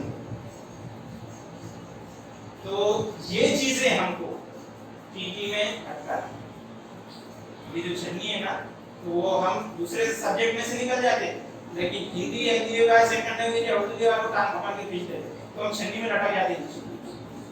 वो ऊपर हमारा उर्दू या मराठी टांग पकड़ी भी रहती है उसमें, वो जो 30 सवाल में जो टांग पकड़े रहते हैं ना, व्यक्ति सब हो जाता है। 5 नंबर 10 नंबर जो रह गए वो देख आगे जाए, तो 5 नंबर अगर हमारे लैंग्वेज में अगर बढ़ जाए तो हम पास हो सकते हैं। तो छन्नी में लटकने से बचने के लिए आप, जाहिर सी बात है, आप सबसे पहले एक बात और एक चीज बता दूं कि सीटीटी महाटीटी में मैं भी इस बात को आपको बता दूं, हम लोग भी कहते हैं, सभी बच्चे भी, महाटीटी हार्ड है, सीटीटी इजी है। हाँ, महाटीटी सीटीटी के लिए आपके पास एक बुक है, आईएन पब्लिकेशन की बुक ले ली सक्सेस, उसके प्रीवियस पेपर सॉल्व कीजिए अब तक, तो आप पास कर सकते हो। महाटीटी में सिलेबस वास्ट ज्यादा है, इधर उधर उसको भी भटकने की जरूरत नहीं, वो भी है, आगे बताऊंगा, वो भी एक ही जगह है, बहुत आसानी से उसको भी हम कर सकते हैं, मगर मेहनत शर्त है। सीटीटी में हमको कम मेहनत करना पड़ती है, क्योंकि जो बीएड में जो पढ़े 50% वही सवाल आते हैं। रेगुलर जिसने किया है स्कूल कॉलेज, वो तो जो रेगुलर स्कूल में टच में है, उनको तो 75 नंबर आसानी से मिल जाए। बाकी रहेगा कितने, फिर 75 70 जो 75 में से 50 भी ले लिए, 60 भी ले लिए, तो बाकी के आधे में से जो तो 20-30 नंबर लेकर आसानी से पास हो। लेकिन यहाँ पर आपका नॉलेज देखा, तरीके तदरीस नहीं देखा, आपको कितना नॉलेज है पहली से लेकर 10वीं तक का, वो देखा जाए। कहीं से भी उठा के सवाल पूछ सकता है, किताबें की कौन-सी भी लाइन हम अक्सर पूछते मांगते रहते, व्हाट्सएप पे, टेलीग्राम पे, फेसबुक पे, नोट्स। दूसरे के नोट्स आपको 10 से 15 नंबर दिला सकते, उससे ज्यादा नहीं दिला सकते, 10 नंबर से ज्यादा दिला ही नहीं सकते दूसरे के किसी के भी नोट्स। वो नोट्स उसको 30 में से 30 दिला सकते जिसके है, आपको सिर्फ 10-15 दिला सकते। तो आपको है कि आपको नोट्स लेके किसी के 10 पे इक्तफा करना है कि आगे बढ़ना है, आपके ऊपर है। तो आगे उसके बाद देखिए अहर्ता, ये टीटी इम्तिहान कौन दे सकता है, इस बात को बहुत गौर से सुनिए। टेट इम्तिहान में बहुत सारे लोगों ने गलती की, 2017 का हुआ, टीटी पास नहीं होने की वजह से, अहर्ता उनमें नहीं होने की वजह से, उसके लिए अप्लाई करने के लिए वो काबिल ना होने के बावजूद उन्होंने अप्लाई किया, और आज खुद भी परेशान है और नई भर्ती को भी रोके रखे और गवर्नमेंट को भी परेशान करेंगे। आप गवर्नमेंट को, मेरे को लगता है कि वो भर्ती को डिले करना है, रोकना है, इसलिए वो लेकर चढ़े, नहीं तो उसी जीआर में जो 2017 का टीटी टेट का जीआर था, उसके अंदर साफ लिखा हुआ है कि उसमें वेरिफिकेशन आपको कुछ भी नहीं होगा, जो आपने इंफॉर्मेशन वेरीफाई की वही वेरिफिकेशन कब होगा, जब आप जॉब के लिए सिलेक्शन होगा। उसके अंदर ये पॉइंट भी लिखा हुआ है कि अगर आपकी मालूमात गलत होती है तो आपके ऊपर एफआईआर होगी, फौजदारी गुनाह दाखिल होगा। कमिश्नर के पास जाके देखी नहीं दे रहे, हम बाद में पास हुए टीटी, हमको चांस दो। कमिश्नर अच्छा है, अपने विशाल सोलंकी साहब अच्छे है कमिश्नर हमारे, उन्होंने निवेदन लेके रख ली, चाहे तो निवेदन को ही वो जोड़कर दे देते पुलिस डिपार्टमेंट में, तो इनके खिलाफ जो तो एफआईआर 420 का केस दाखिल हो जाता। ये मालूमात रखना जरूरी है। कोई भी बात, कोई भी चीज लेकर छिपा देने से, व्हाट्सएप फेसबुक ग्रुप बना देने से जो तो हम खुद भी परेशान होते हैं, दूसरों को भी परेशान। तो अर्हता देख लीजिए सबसे पहले, आप एलिजिबल है या नहीं है। एलिजिबल नहीं है इसके लिए तो आप फॉर्म मत भरिए, उसके लिए एलिजिबल होंगे तो ही फॉर्म भरिए। एलिजिबल ना होते हुए फॉर्म भरेंगे, पास भी हो गए तो फ्यूचर में काम नहीं आएगा। बहुत सारे के कॉल आते सर हम अपीयर है 3rd ईयर 2nd ईयर अभी एडमिशन लिए, एक्सपीरियंस के लिए देना क्या, एक्सपीरियंस के लिए हाथ दे दो बोलेंगे ना कि इनको अगर पास होने के बाद में फिर वो सर्टिफिकेट लेके इस तरह से मारे परेशान होते फिरते, बाद में फिर हमको भी परेशान करते। तो एक्सपीरियंस चाहिए ना आपको। प्रैक्टिस एग्जाम्स होते हैं ना, यहाँ सेंटर पे भी जैसा सीटीटी के में इंशाल्लाह शायद इस साल भी लेने के इरादा होगा, वहाँ टीटी के पाथरी में भी हुए, मैंने दिया सीटीटी के। तो ये प्रैक्टिस पेपर नहीं, पेपर दो, मार्कशीट की प्रिंट निकालो, घर पे कमरा बंद करके बैठो 2.5 घंटे पेपर सॉल्व करो टाइम लगाकर, जैसा होता है उसके बाद चेक करो। ये नहीं कि पहले आंसर देख लिए बाद में पढ़ते बैठो। तो ये आपकी प्रैक्टिस हो सकती है। इसके लिए एलिजिबल कौन है? फर्स्ट पेपर देना है तो डीएड जरूरी है, कंप्लीट उत्तीर्ण। फॉर्म भरते वक्त उसके अंदर डीएड पासिंग मार्क्स परसेंटेज डालना है आपको। अब आप नहीं है, 2nd ईयर में है, 1st ईयर के मार्क्स डालेंगे तो वो तो कंप्यूटर है, मशीन है, उसको नहीं पता ना वेरीफाई हो रहा, वो ले लेगा, आप एग्जाम भी दे देंगे, वो सर्टिफिकेट आपके काम में नहीं आएगा। लास्ट टाइम फॉर्म भरने का पूरा रजिस्ट्रेशन फॉर्म करने का मैंने पूरा एक वीडियो बनाकर डाला था, वो आते आते रास्ते में लिख दिया पूरा। तो उसके अंदर मैंने ये चीज, क्योंकि मैं तो यानी 2020 में 19 में हुआ था, तो मुझे याद नहीं था कि अंदर परसेंटेज पूछता है या नहीं। वो देखते तो अंदर देखा मैं बराबर की परसेंटेज पूछता है। तो डीएड कंप्लीट होना जरूरी है, पास होना जरूरी है। फाइनल ईयर ये भी एग्जाम आपका रिजल्ट नहीं आया तो आप अपियर नहीं हो सकते मराठी में। सीटीटी मराठी में जो डिफरेंस है वो ये है कि सीटीटी में आप फाइनल ईयर वाले अपियर हो सकते हैं, मराठी में फाइनल ईयर वाले अपियर नहीं हो सकते। यहाँ पर आपको पासिंग का सर्टिफिकेट आपका हाथ में होना जरूरी है। दूसरा सेकंड पेपर 6 to 8 के लिए, इसके लिए बीएड प्लस ग्रेजुएशन, बीए या बीएससी या बीकॉम और या बीएड, सॉरी मैंने पहले बीएड ही बोला। फर्स्ट पेपर के लिए बीएड वाले भी अप्लाई कर सकते हैं। इस बार 2019 का जो जीआर आया है, जो मैंने भी आप इससे पहले अपने पीपीटी पे देखे, उसके तहत बीएड वाले भी अप्लाई कर सकते हैं। यानी बीएड वालों को ज्यादा कंपटीशन हो गया है और बीएड वालों के स्कोप बढ़ गया है। तो या तो बीएड होना या बीएड होना 1st to 5th के लिए। अब 6 to 8 के लिए बीएड प्लस ग्रेजुएशन या जो बीएड है वो, क्योंकि ग्रेजुएशन के बाद ही बीएड होता है, तो ये भी अप्लाई कर सकते हैं। 9 to 10 11 12 के लिए अभी फिलहाल टीटी नहीं है, सीटीटी नहीं है, फ्यूचर में आने वाली है। फ्यूचर में आने वाली है कि ये देंगे तो वो ऊपर नहीं आएगी, उसका अलग जो तो नया निकष वगैरह आएगा। जैसे कि आप देख चुके हैं कि सीटीटी लास्ट टाइम हमने यहाँ पर जो सेमिनार हुआ था उसमें भी मैंने मुंगा में भी बताया था कि ये इसको जो तो अपॉर्चुनिटी समझकर, अच्छा मौका समझकर पास कर लो सीटीटी। हो सकता है अगला 1-2 साल में सीटीटी का सिलेबस चेंज होगा, क्योंकि न्यू एजुकेशन पॉलिसी के हिसाब से हमने देख लिया कि सर 2019 में ही आया था मसला, वही हुआ। अब अगला जो सीटीटी इम्तिहान होने वाला है, ऑनलाइन होने वाला है, जैसा टेट इम्तिहान हुआ था 2017 में, या जिसे आप कहेंगे जो नहीं दिए थे एमएससीआईटी इम्तिहान दिए, वैसा सवाल चेंज होंगे, सिलेबस चेंज होगा। अभी वो देना ही नहीं तो उसके लिए परेशान भी मत हो, अरे हमने सीटीटी नहीं दी, आसान था, रह गया हमारा, कैसा होगा। फ्यूचर में जब आएगा तब देखेंगे। और नया सिलेबस आता है तो फायदा भी होता है, नुकसान भी होता है। फायदा ये होता है कि उसमें अक्सर पहला सिलेबस रहता है तो नई स्टडी करने वाला भी पास हो सकता है उसमें, थोड़ा सा अगर उसने एग्जाम पैटर्न समझ लिया, स्टडी करने वाला भी उसमें रह सकता है, ये नुकसान क्योंकि पुराने हिसाब से स्टडी करा है, इम्तिहान नए तरीके से आते हुए उसके लिए भी थोड़ा सा सीटीटी को आने वाला है, तो उसको आप टेंशन मत लो कि वो नया कैसे होने वाला है, लेकिन इसको मौका समझो कि आने वाला है इम्तिहान। अगर तो 2022 में नहीं हुआ तो 23 में तो पक्का, क्योंकि हमारा महाटीटी का ऐसा है, ये इम्तिहान हो गया अगला कब होगा बोलते नहीं आते। सीटीटी साल में 2 बार होता है, 10 जनवरी में और दिसंबर के जो थे ऐलानात हो चुके। हमारा महाटीटी ऐसा है, अब हो गया कब होगा नहीं पता, तो अगला इम्तिहान महाटीटी का भी जो होगा तो ऑनलाइन होने के चांसेस है, 100% चांसेस है सिलेबस चेंज होगा ऑनलाइन।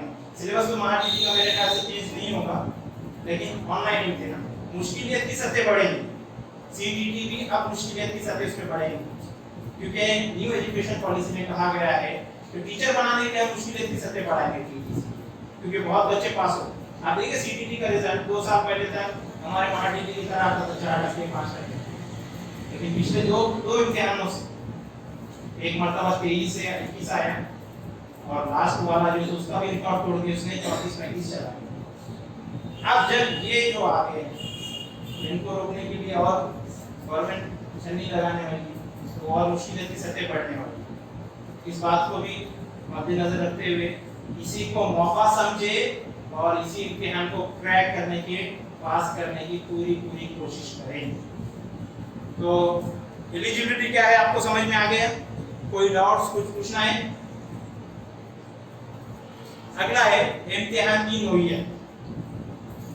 मौलिम अहलियत इम्तिहान यानी कि हमारा जो टीटी है ये 2 सतहों पर होता है। पहला है 1 से 5वीं प्राइमरी सतह, दूसरा है 6वीं से 8वीं अपर प्राइमरी। साइड पे की इंफॉर्मेशन है जिसको मैंने उर्दू में करकर आपको दिखा रहा हूँ। इसमें दोनों के लिए एक पर्चा अलग होता है। 1 to 5 के लिए अलग पेपर होता है, 6 to 8 के लिए अलग पेपर होता है। जो फर्स्ट पेपर दे रहे हैं उनको फर्स्ट पेपर देना होगा, जो सेकंड के लिए अप्लाई कर रहे हैं वो सेकंड देना होगा, जो 1 to 8 के लिए अप्लाई कर रहे हैं उन्हें दोनों पेपर देना होगा।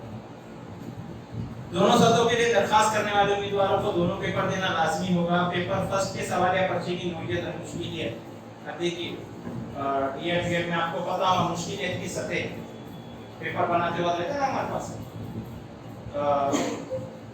मुझे कितने डालना है, आसान कितने डालना है, उससे थोड़ा मुश्किल कितने डालना है और इतना मुश्किल कितने डालना है।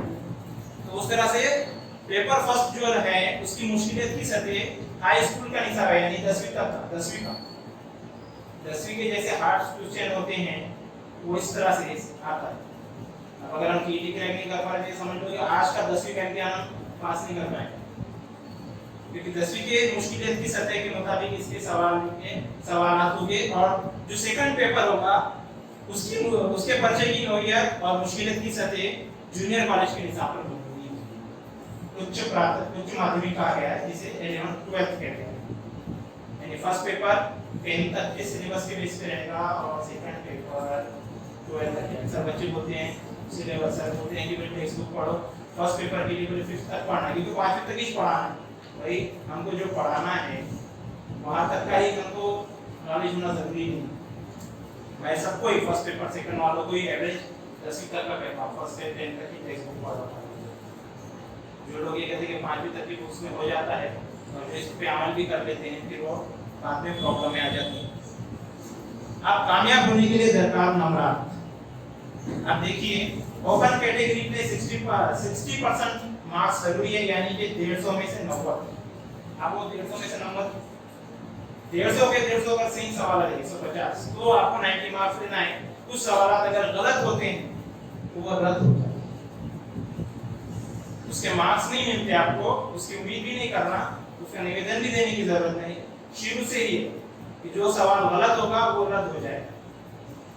अब रद्द हो गया तो उसके मार्क्स कम हो जाएंगे, यानी कि 5 सवाल रद्द हो गए। अब 145 का जो 60% है जो आएगा 84 85, उसके ऊपर आपका पासिंग करना है, यानी यहाँ पर आपको 60% याद रखना। ओपन कैटेगरी में है तो 60, और अगर कास्ट कैटेगरी में आपको 55% पर आपका पासिंग, जिसमें सभी कास्ट आ जाते हैं। ईडब्ल्यूएस याद रखिए ओपन कैटेगरीज वालों के लिए है आर्थिक दुर्बल घटक, माशी तौर पर पसमानदा। यानी कि जिनकी इनकम सालाना फैमिली इनकम 8 लाख से कम है, ओपन कैटेगरी की है, वही लोग ईडब्ल्यूएस का फायदा उठा सकते हैं, कास्ट वाले नहीं उठा सकते। जो कास्ट में है उनका ईडब्ल्यूएस सर्टिफिकेट रहता ही नहीं, क्योंकि आपका जो एलसी होता है, एलसी के ऊपर लिखा होता है आपकी कास्ट, एलसी पे कास्ट देखकर ही आपका ईडब्ल्यूएस सर्टिफिकेट नहीं बनता। उसके लिए जरूरी है कि आपकी एलसी की जो है उसके ऊपर लिखा होना जरूरी है ओपन के लिए।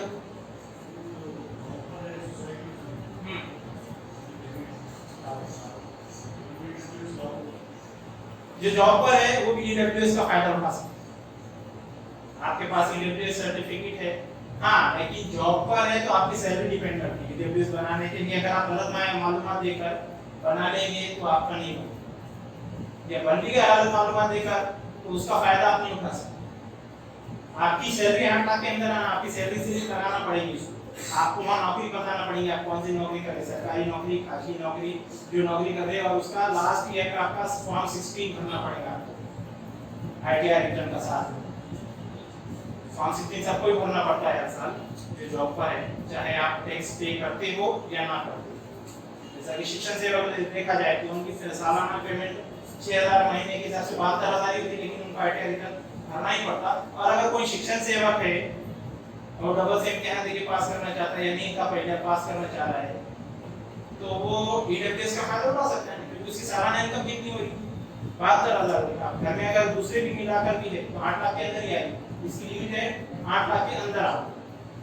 तो तकरीबन हमारे जो ओपन कैटेगरीज है वो भी 55 में उर्दू मीडियम के आ सकते हैं अगर उनका ईडब्ल्यूएस सर्टिफिकेट निकलता है तो। अब जो हमारा टीटी सर्टिफिकेट, इसकी वैलिडिटी मैं बता चुका हूं आपको पहले, कब तक वैध है, काबिल कबूल कब तक है, इसकी वैलिडिटी कब तक है। ये जो वेबसाइट है महा टीटी के ऑफिशियल, उसका ट्रांसलेशन कि मॉर्निंग आईलेती इम्तिहान टीटी हर साल जरूरत के मुताबिक कम से कम एक मरतबा हुकूमत के जरिए लिया जाएगा। इस इम्तिहान में कामयाब होने वाले उम्मीदवारों को हुकूमत की जानिब से मॉर्निंग आईलेती इम्तिहान कामयाब सर्टिफिकेट, टीटी पास सर्टिफिकेट दिया जाएगा। ये सर्टिफिकेट जारी होने की तारीख से ताउम्र हमेशा के लिए काबिल कबूल मंजूर रहेगा, हमेशा के लिए, यानी लाइफ टाइम। कब से, जब से जारी हो, जो यानी कि अभी ये क्यों कहा गया है कि जब से जारी होगा, क्योंकि कुछ लोग जॉब पर है और उनको भी पास करना है, तो मसाइल उनके और भी अलग अलग मसाइल है कि जो जॉब पर है उनको 30 मार्च 2019 की डेडलाइन दी हुई थी। बहुत सारे लोग 19 में, 20 में या 21 में पास हुए, डेट बढ़ा कर दी जाए, उनको मौका दिया जाए करके हाई कोर्ट में केस था। 89 पिटीशन थे, अपोज में एक पिटीशन थी, कैंडिडेट्स खड़े थे, पास टीटी पास कैंडिडेट उनके अपोज में खड़े थे। अगर वो ना खड़े होते, सिर्फ गवर्नमेंट अपोज में होती, तो इनके हक में फैसला जाता था जो बाद में पास हुआ। लेकिन अपोज में कौन खड़ा था, पास कैंडिडेट खड़े हुए थे, वो कह रहे हैं हम पास है पहले से, हम नहीं रहते हुए ये पास नहीं थे, इनको डेडलाइन भी दी, आपने मौका भी दिए, इनको चांस दिए, आप चांस मत। जब दो कैंडिडेट सामने हैं तो जिसकी बात सही आएगी तो वो सब कानून के अंदर जो बैठेंगी जज उसके हिसाब से फैसला देगा। तो जज ने 89 पिटीशन रिजेक्ट किया, एक पिटीशन को अपात्र वालों को निकाला जो 2020 तक।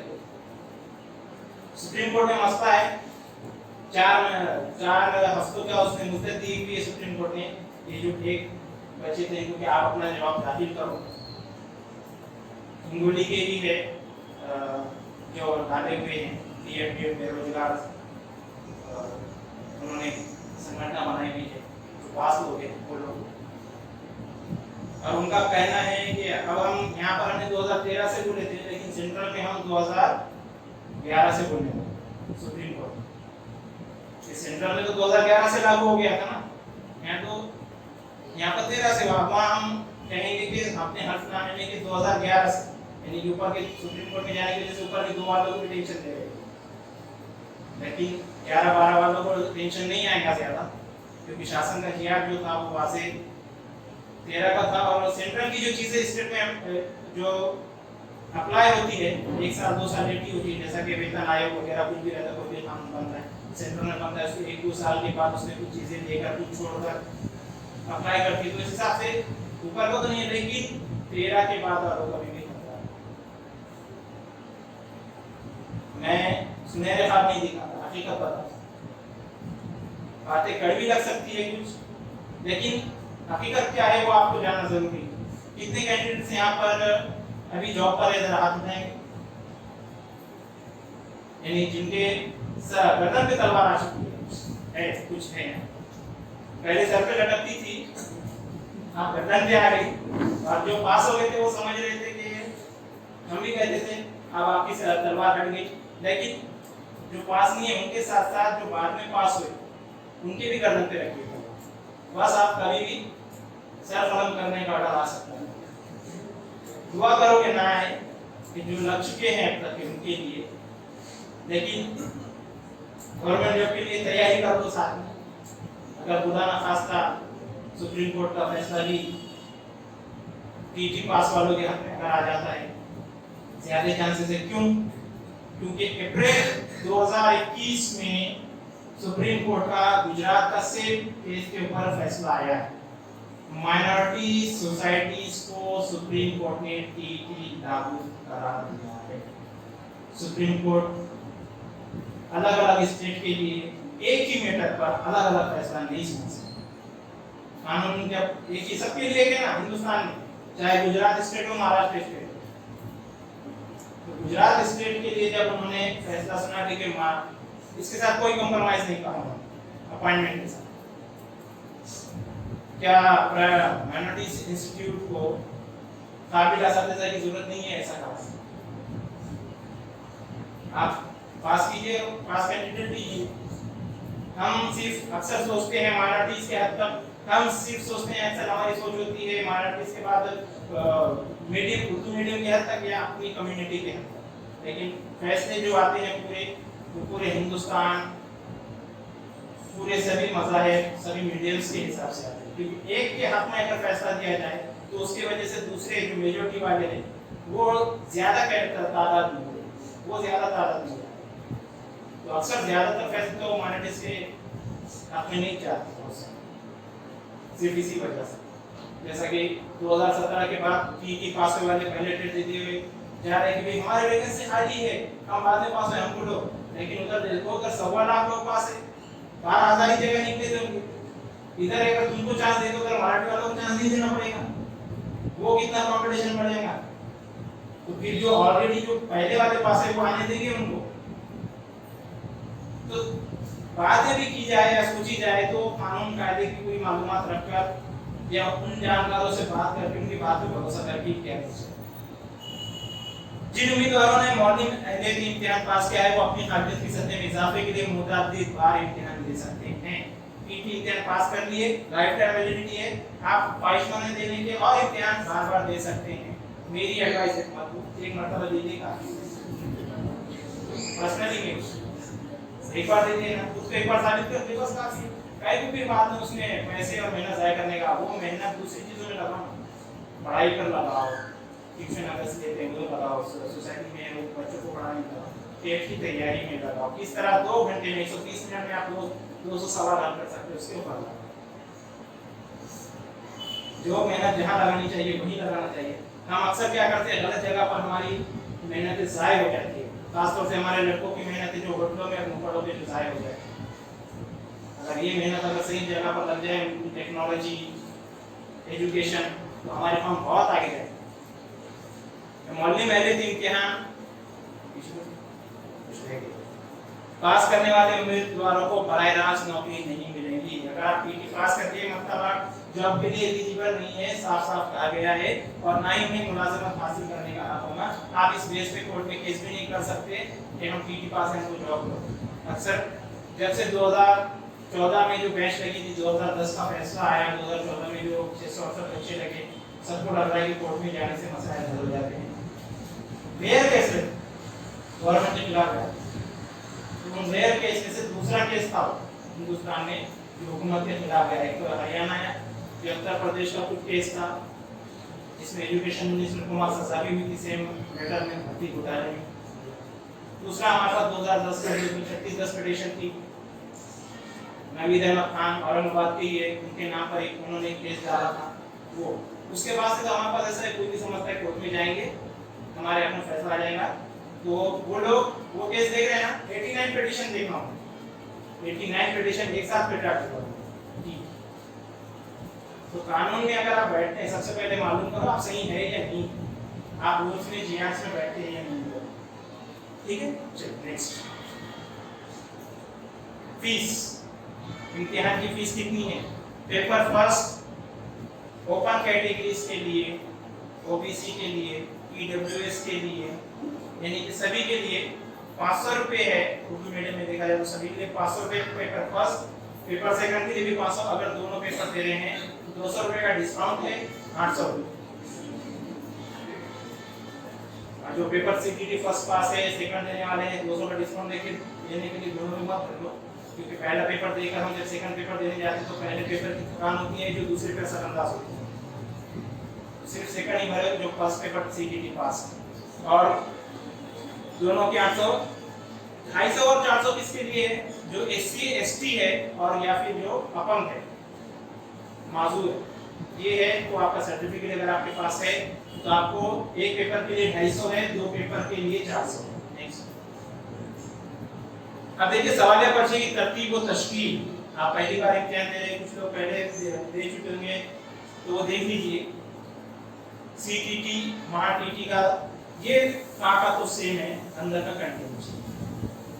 अब देखिए सवालिया पर्चे की तरतीब यहाँ पर आपको पूरी तरह से सब दी गई है। ये वेबसाइट पर भी मौजूद है मराठी में। जो नफ्सियात है, बच्चों की नफ्सियात और दर्स और तदरीस, सीडीपी जिसे हम कहते हैं सीटीटी केस में, ये अब सवालात कौन से ज़बान में आएंगे वो भी मैंने यहाँ पर दिया हूँ। तो बच्चों की नफ्सियात का जो है, इसके सवाल उर्दू और अंग्रेजी दोनों ज़बान में सवाल होगा। उर्दू में भी सवाल होगा, वही सवाल अंग्रेजी में भी होगा। उर्दू में कुछ गलती है तो आपको अंग्रेजी फॉलो करना है और अंग्रेजी ही आबिद होगा।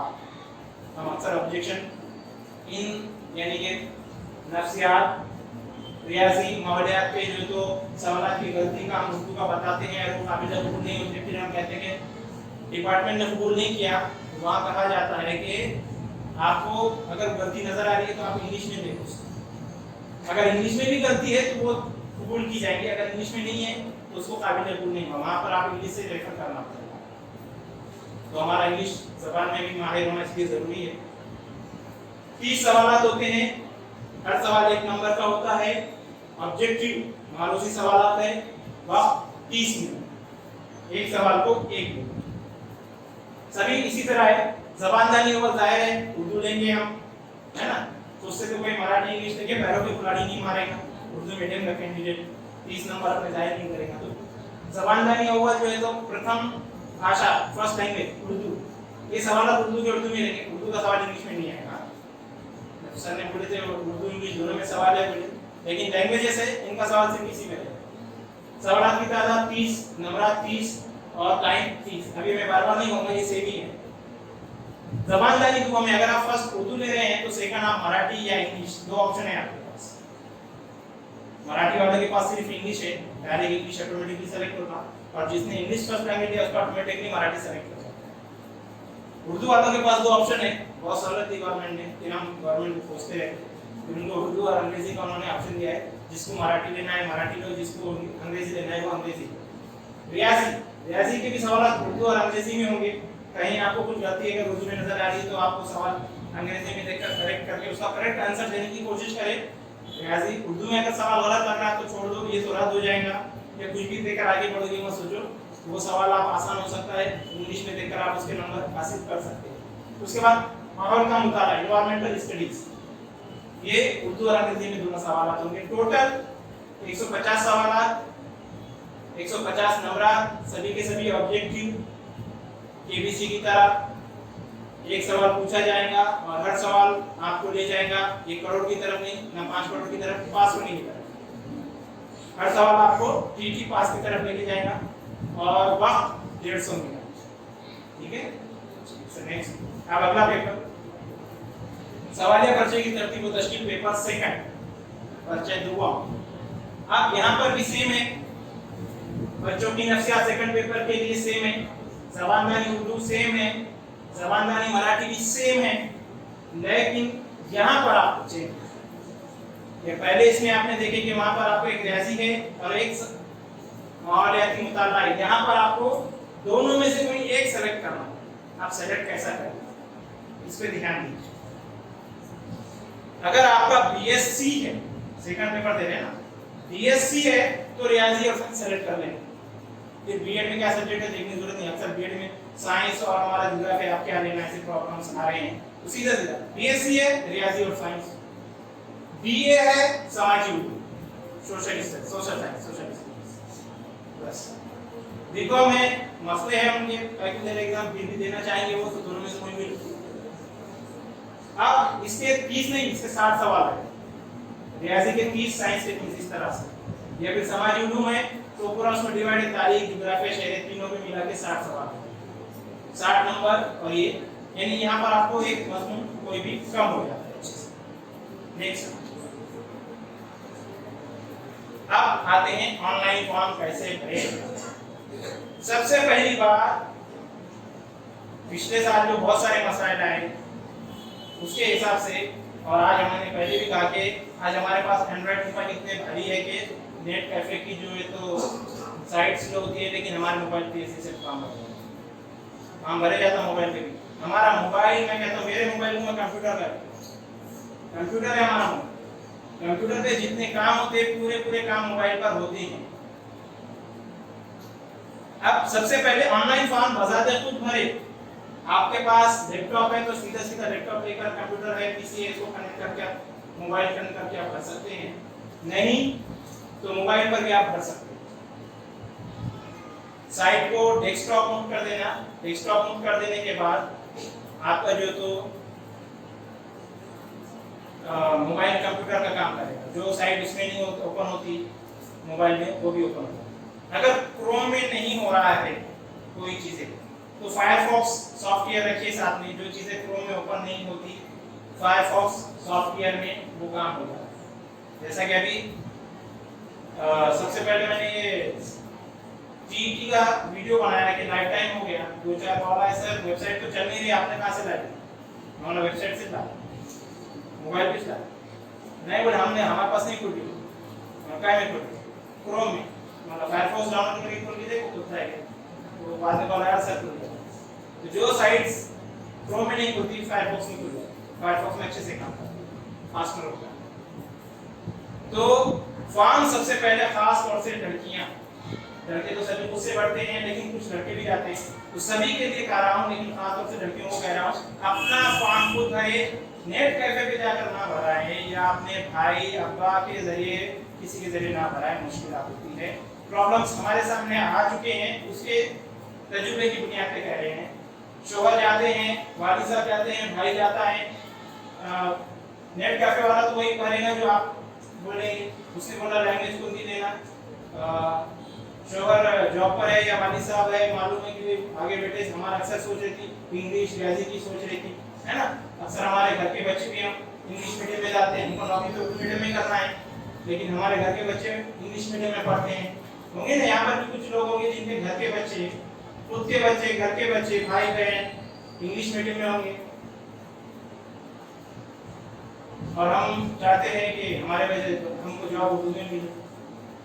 बच्चों के ऊपर आपको जॉब मिलती है, 4 बच्चे आपके घर के आपने कम कर दिए, एक टीचर कम होगा। संच के लिए 20 के ऊपर चाहिए, 30 पे एक टीचर बैठता है। 24 ही बच्चे हुए, संचित मंजूर नहीं हुआ, तो 4 बच्चे अगर आपके रहते तो एक सीट आपकी क्रिएट हो जाती थी। ये समझ हमें नहीं है। हमको गवर्नमेंट की फैसिलिटी सभी चाहिए, लेकिन हम खुद वहां जाकर कुछ करने के तैयार नहीं। दवाखानों के नाम से हम बहुत रोते हैं, बड़े बड़े बिल फाड़े मिले कोविड में लाखों के, गवर्नमेंट में जाते आसानी से नहीं, तो गवर्नमेंट में तो मार डाल रहे थे इंजेक्शन देके। ये अफवाह फैलाई इसने, प्राइवेट वालों ने। ये अफवाह को नहीं फैलाते तो उनके पास कौन जाता? फ्री में वहां इलाज हो रहा तो वहां जाके लाखों रुपए कौन देता? हमारे पाथरी सिविल में एक अम्बाजोगी के शेख सलीफुल्कर हमारे दोस्त है, उनसे जब से मेरी दोस्ती, जब मैं पाथरी में हेडमास्टर था, वो हमारे स्कूल के बच्चों के चेकअप के लिए आए थे, उनसे जब दोस्ती हुई तब से मैं सिर्फ अपने घर में कोई बीमार तो सिविल नहीं लेके गया। तो मुझे कभी भी घर में अगर कोई बीमार हुआ ना, 10 रुपए से ज्यादा खर्चा नहीं है। मैं अगर दूसरा देखा जाए तो जब प्राइवेट में जाते तो 500-1000 रुपये कम था। शादी होने के बाद मसला आता अक्सर, बेगम बोले नहीं प्राइवेट का असर सरकारी का असर ही क्यों नहीं दो, चलो प्राइवेट में लेके देखिए वही कुछ पता है उनको, आप पढ़े लिखे कंटेंट के वो बचे के यहाँ फ्री का कंटेंट है, यहाँ पर अपनी एक बॉटल के 150 रुपये देने पड़े, फ्री में मिली थी अपनी। इतना है कि सीबीटी और जो दवाएं थोड़ा लेट असर करती, यानी आराम से रहता, इसलिए रहता कि आपकी सेहत के मुताबिक बनाया जाता है, उसको आपकी सेहत पे हानिकारक ना हो। जो फास्ट गोली खाओ सर दर्द गया, लेकिन वो गोली जो पेन किलर है वो आपके जो किडनी पर असर कर रही है, उसका क्या? ये चीजें भी तो रहती, तो ये सब चीजें देख करके भी कौन से आदमी के कितना कंटेंट होना, वो चीजें देख कर होगा। तो हम चाहते हैं कि हमको गवर्नमेंट जॉब मिले या फिर हमको उर्दू में मीडियम में जॉब मिले, लेकिन हमारे बच्चे जो है तो वो इंग्लिश मीडियम में पढ़े, तो कहाँ से मिले? मेरा खुद का लड़का जो अभी 6 साल का है, मैंने उसको ब्रांच स्कूल में जहाँ पर मैं खुद अभी टीचर हूँ वहीं से मैंने तालीम हासिल की 4वीं जमात तक, आज वहाँ पर पढ़ा रहा हूँ गवर्नमेंट स्कूल में, वहीं पर उर्दू मीडियम में मेरा बच्चा है। तभी मैं इतना डंडी की चोटी ये सब बातें बोल रहा हूँ, नहीं रहता तो मैं भी बोल नहीं सकता था। और आपको भी ये कहूँगा कि अपने बच्चों को, खासतौर से हमारे टीचर हजरात में खुद ही टीचर हजरात ही रहते जो इंग्लिश मीडियम में पढ़ाते और दूसरे पेरेंट्स उंगलियाँ उठाते, जा सकते कि आप सर्वे करने के लिए, सर्वे के लिए जाना पड़ रहा है क्योंकि स्कूलों की भरमार होगी। सर्वे के लिए गए तो नहीं पूछ के बोलते कि तुम्हारा बच्चा कहाँ है, अपने बच्चे को इंग्लिश में पढ़ा रहे, हमारे बच्चे आप इंग्लिश में गरीब के बच्चे पढ़ सकते हो, 25% कोटा फिक्स रखे भाई, आरटीई के रहता है, तो वो कोटेशन में भी जा रहे हैं आपके बच्चे के पास, और क्या रहता है इंग्लिश मीडियम में। मुंबई में काम है गवर्नमेंट स्कूल में रहने का, ये कहा था कि कभी कभी अधिकारी बनाकर भी भेज देते हैं, 6 दिन के टाइम लिमिट में वहां पर सभी मुंब्रा के स्कूलों का चेकिंग करना है। मुंब्रा में सैकड़ों स्कूल है, हजारों स्कूलों का उर्दू मराठी से मिलकर हजारों स्कूल।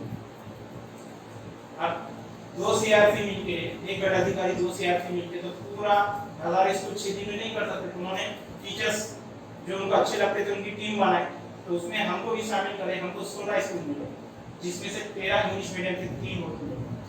जब जाके हमने देखे चेकिंग कर कर आए तो उसमें हमको मेरा समझ में आया कितना है क्या। जब हम खुद भी रहते हैं टीचिंग फील्ड में तो हम खुद समझ सकते हैं। सबसे पहले अगर मैं अच्छा पढ़ाता हूँ ना तो मुझे भरोसा रहेगा कि मेरी जो स्कूल है वहाँ पर बच्चे अच्छे पढ़ते। 19 टीचरों के बच्चे जो है तो इंग्लिश मीडियम में देंगे जो खुद अच्छा नहीं पढ़ाते, मैं नहीं पढ़ाता दूसरे क्या पढ़ाते हैं, यानी बोलते हैं ना अंधे को सारी दुनिया में अंधेरा और चोर को सारी दुनिया चोर नजर आती है। तो ये बातें होती है, तो अपने बच्चों को उर्दू मीडियम में दाखिल कर दो जिसकी भी है, तो ऑनलाइन फॉर्म देंगे, ऑनलाइन फॉर्म खुद करें। इसमें आपके जो तो बहुत सारे प्रॉब्लम्स क्लियर हो जाएंगे, आपको सब मालूमात होगी। आगे पासपोर्ट साइज तस्वीर का बैकग्राउंड सफेद रंग का रखिए, ये आप मोबाइल से भी कर सकते हैं। पासपोर्ट साइज हमें लगानी है, इसके लिए भी हमारा मोबाइल बहुत सारे फैसिलिटीज है। आपको स्टूडियो जाके फोटो खिंचाकर उसको अपने पेन ड्राइव में डाल के लाने की भी जरूरत नहीं है।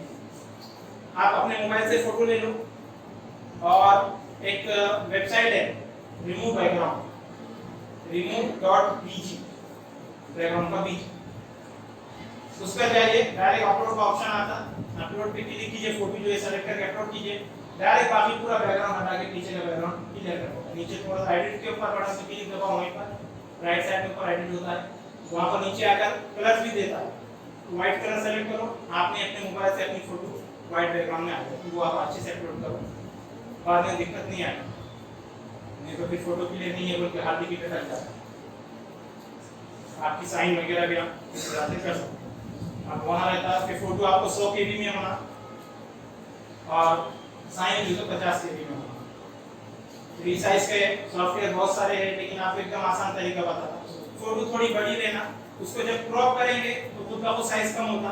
जब पहले आप फोटो लेकर बड़ी थोड़ी लेकर उसको बैकग्राउंड हटा देंगे आप, उसका तो पहले से वो कम करके दे देती साइज। उसके बाद भी 100 के अंदर नहीं आया।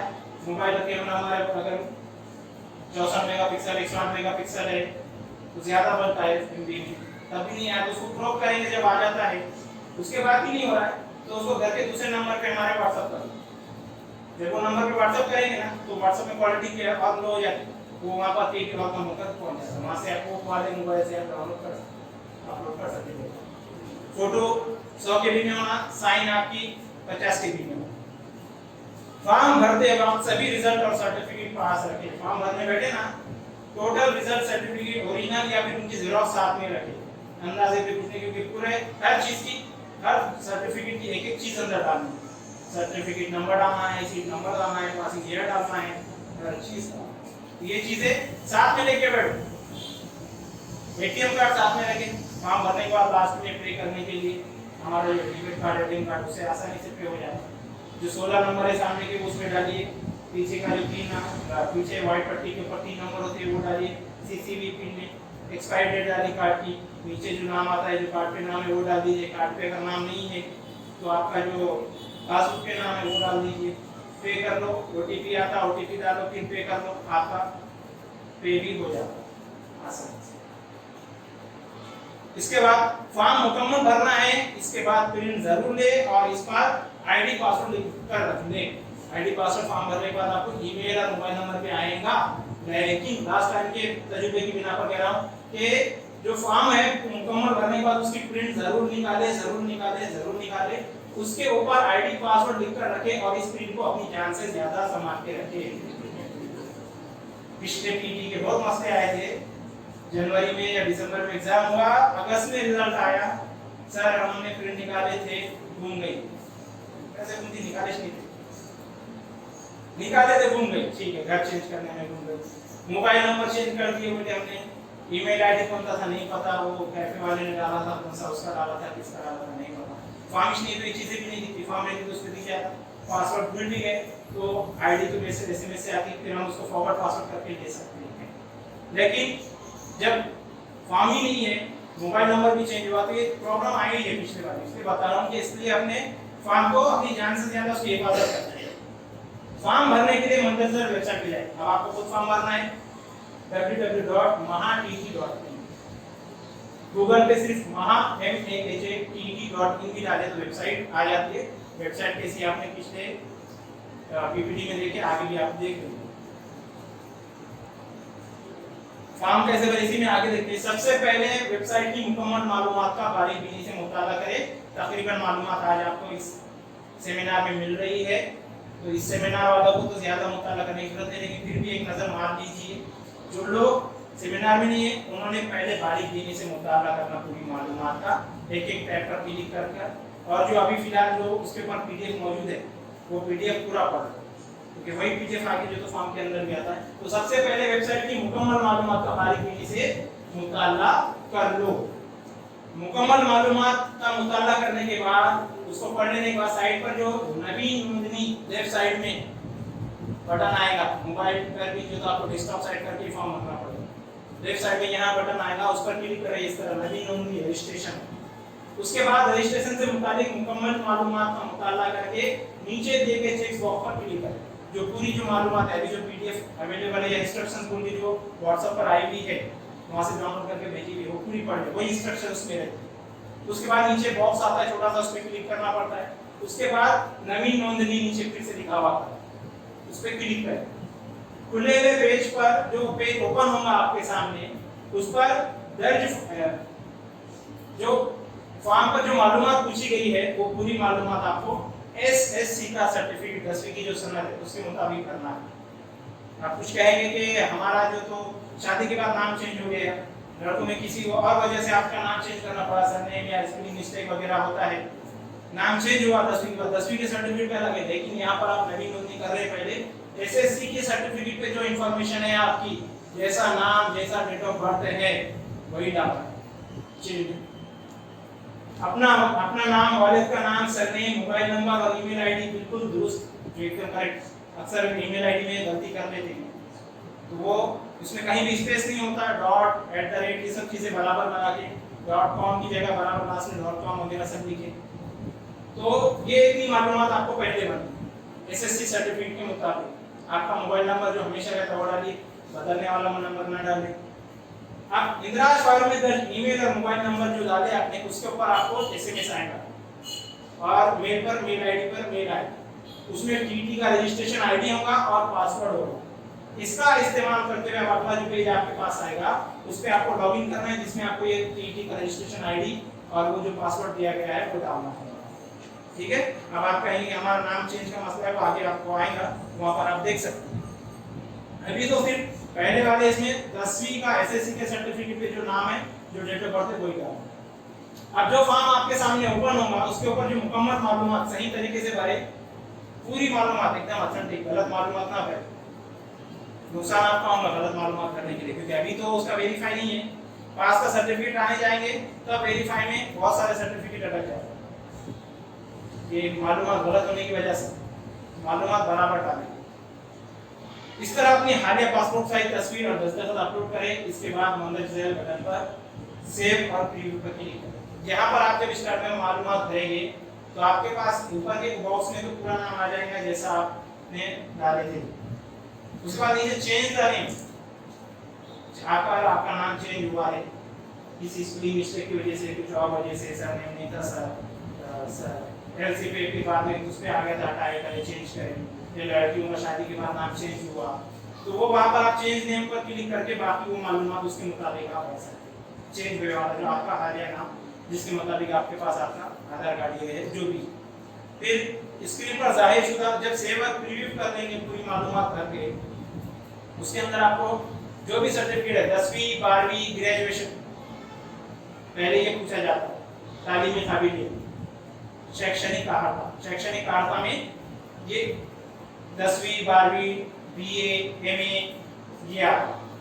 ये इंफॉर्मेशन एक के बाद एक भरेंगे पूरा। इसमें आपका certificate number, seat number, marks कितने में से मिले, कौन से ईयर पास करे, कौन सा बोर्ड था, ये सब मालूमात उसमें भरना होगा। उसके बाद आपका व्यवसायिक अर्हता होती है, वहां पर आपको डीएड बीएड या एमएड की मालूमात भरना है।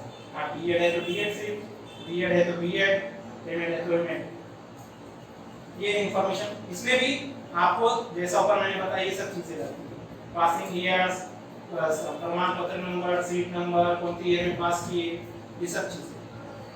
अब जब आपने सेव और प्रीव्यू पे क्लिक कर दिए उसके बाद जो आपके सामने स्क्रीन पर जो मालूमात जाहिर होंगी उसकी तस्दीक कर ले, उसको एक मरतबा चेक कर ले सब बराबर है कि नहीं उसके मुताबिक आपके सर्टिफिकेट। कुछ तब्दीलियां करने की जरूरत महसूस हो, कहीं गलती हो गई टाइपिंग में, कहीं गलती से कुछ गलत हो गया, होता है ना, फॉर्म भरते वक्त इंसान ने गलतियां हो सकती है।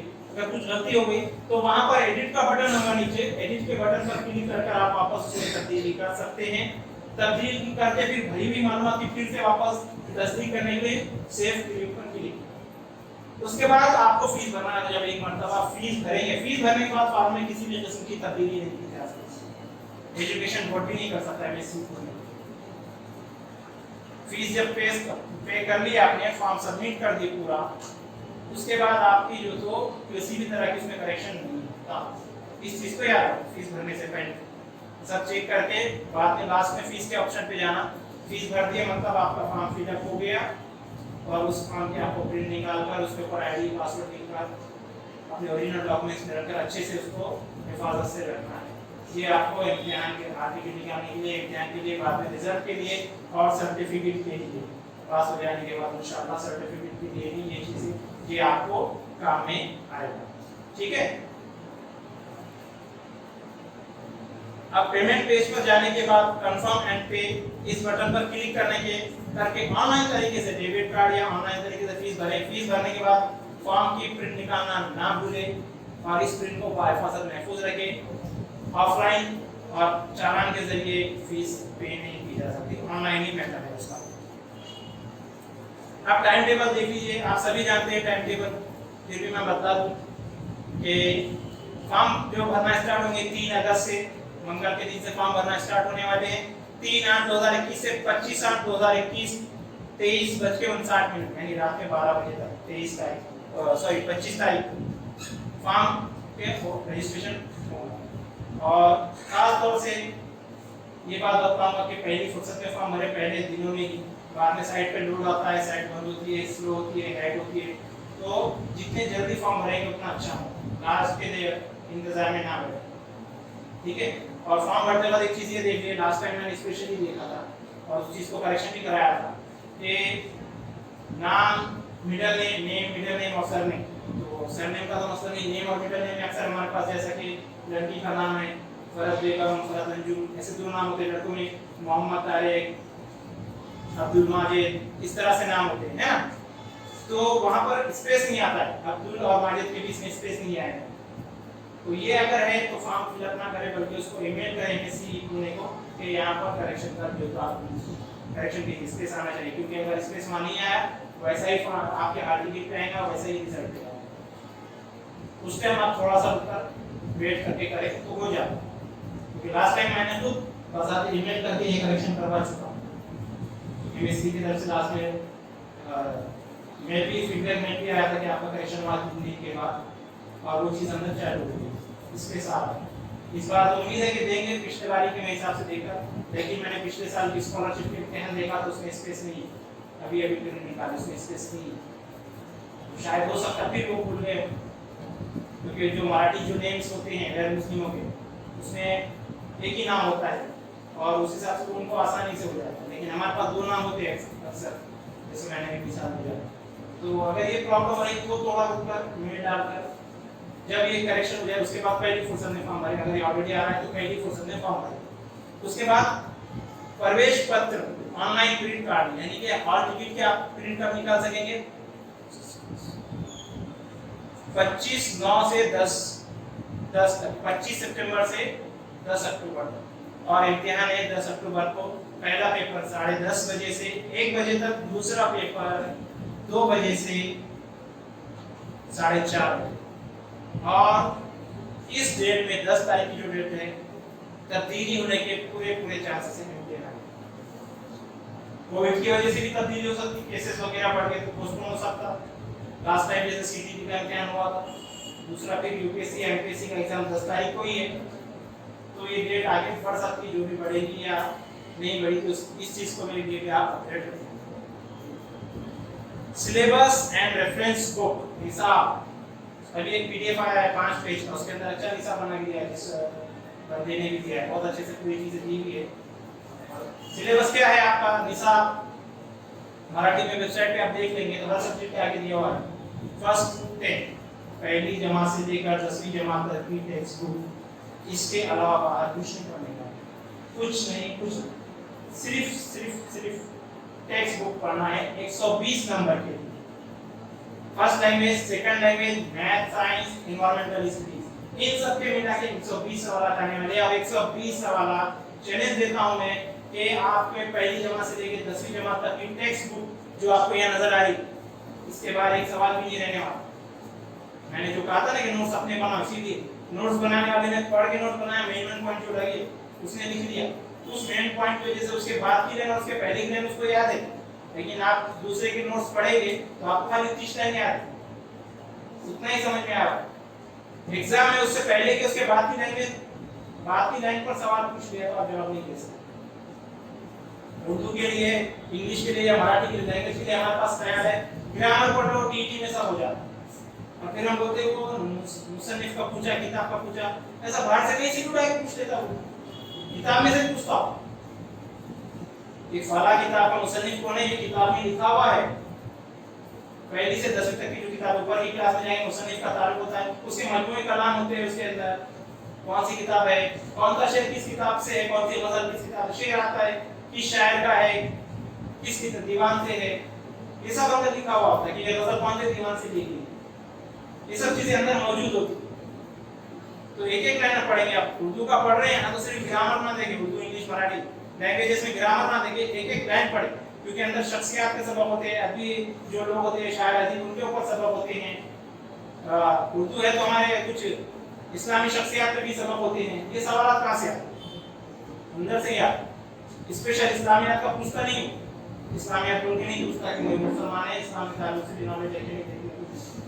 हजरत उमर का पूछेगा, हजरत उस्मान का पूछेगा, रज़ियल्लाहु तआला अन्हु का, किताब में इनके असबाब मौजूद है, चारों खुलफाए राशिदीन के है, सहाबियों के है, हुजूर सल्लल्लाहु अलैहि वसल्लम पर है, तो ये मालूमात हमको अंदर की पढ़ लेंगे तो काफी।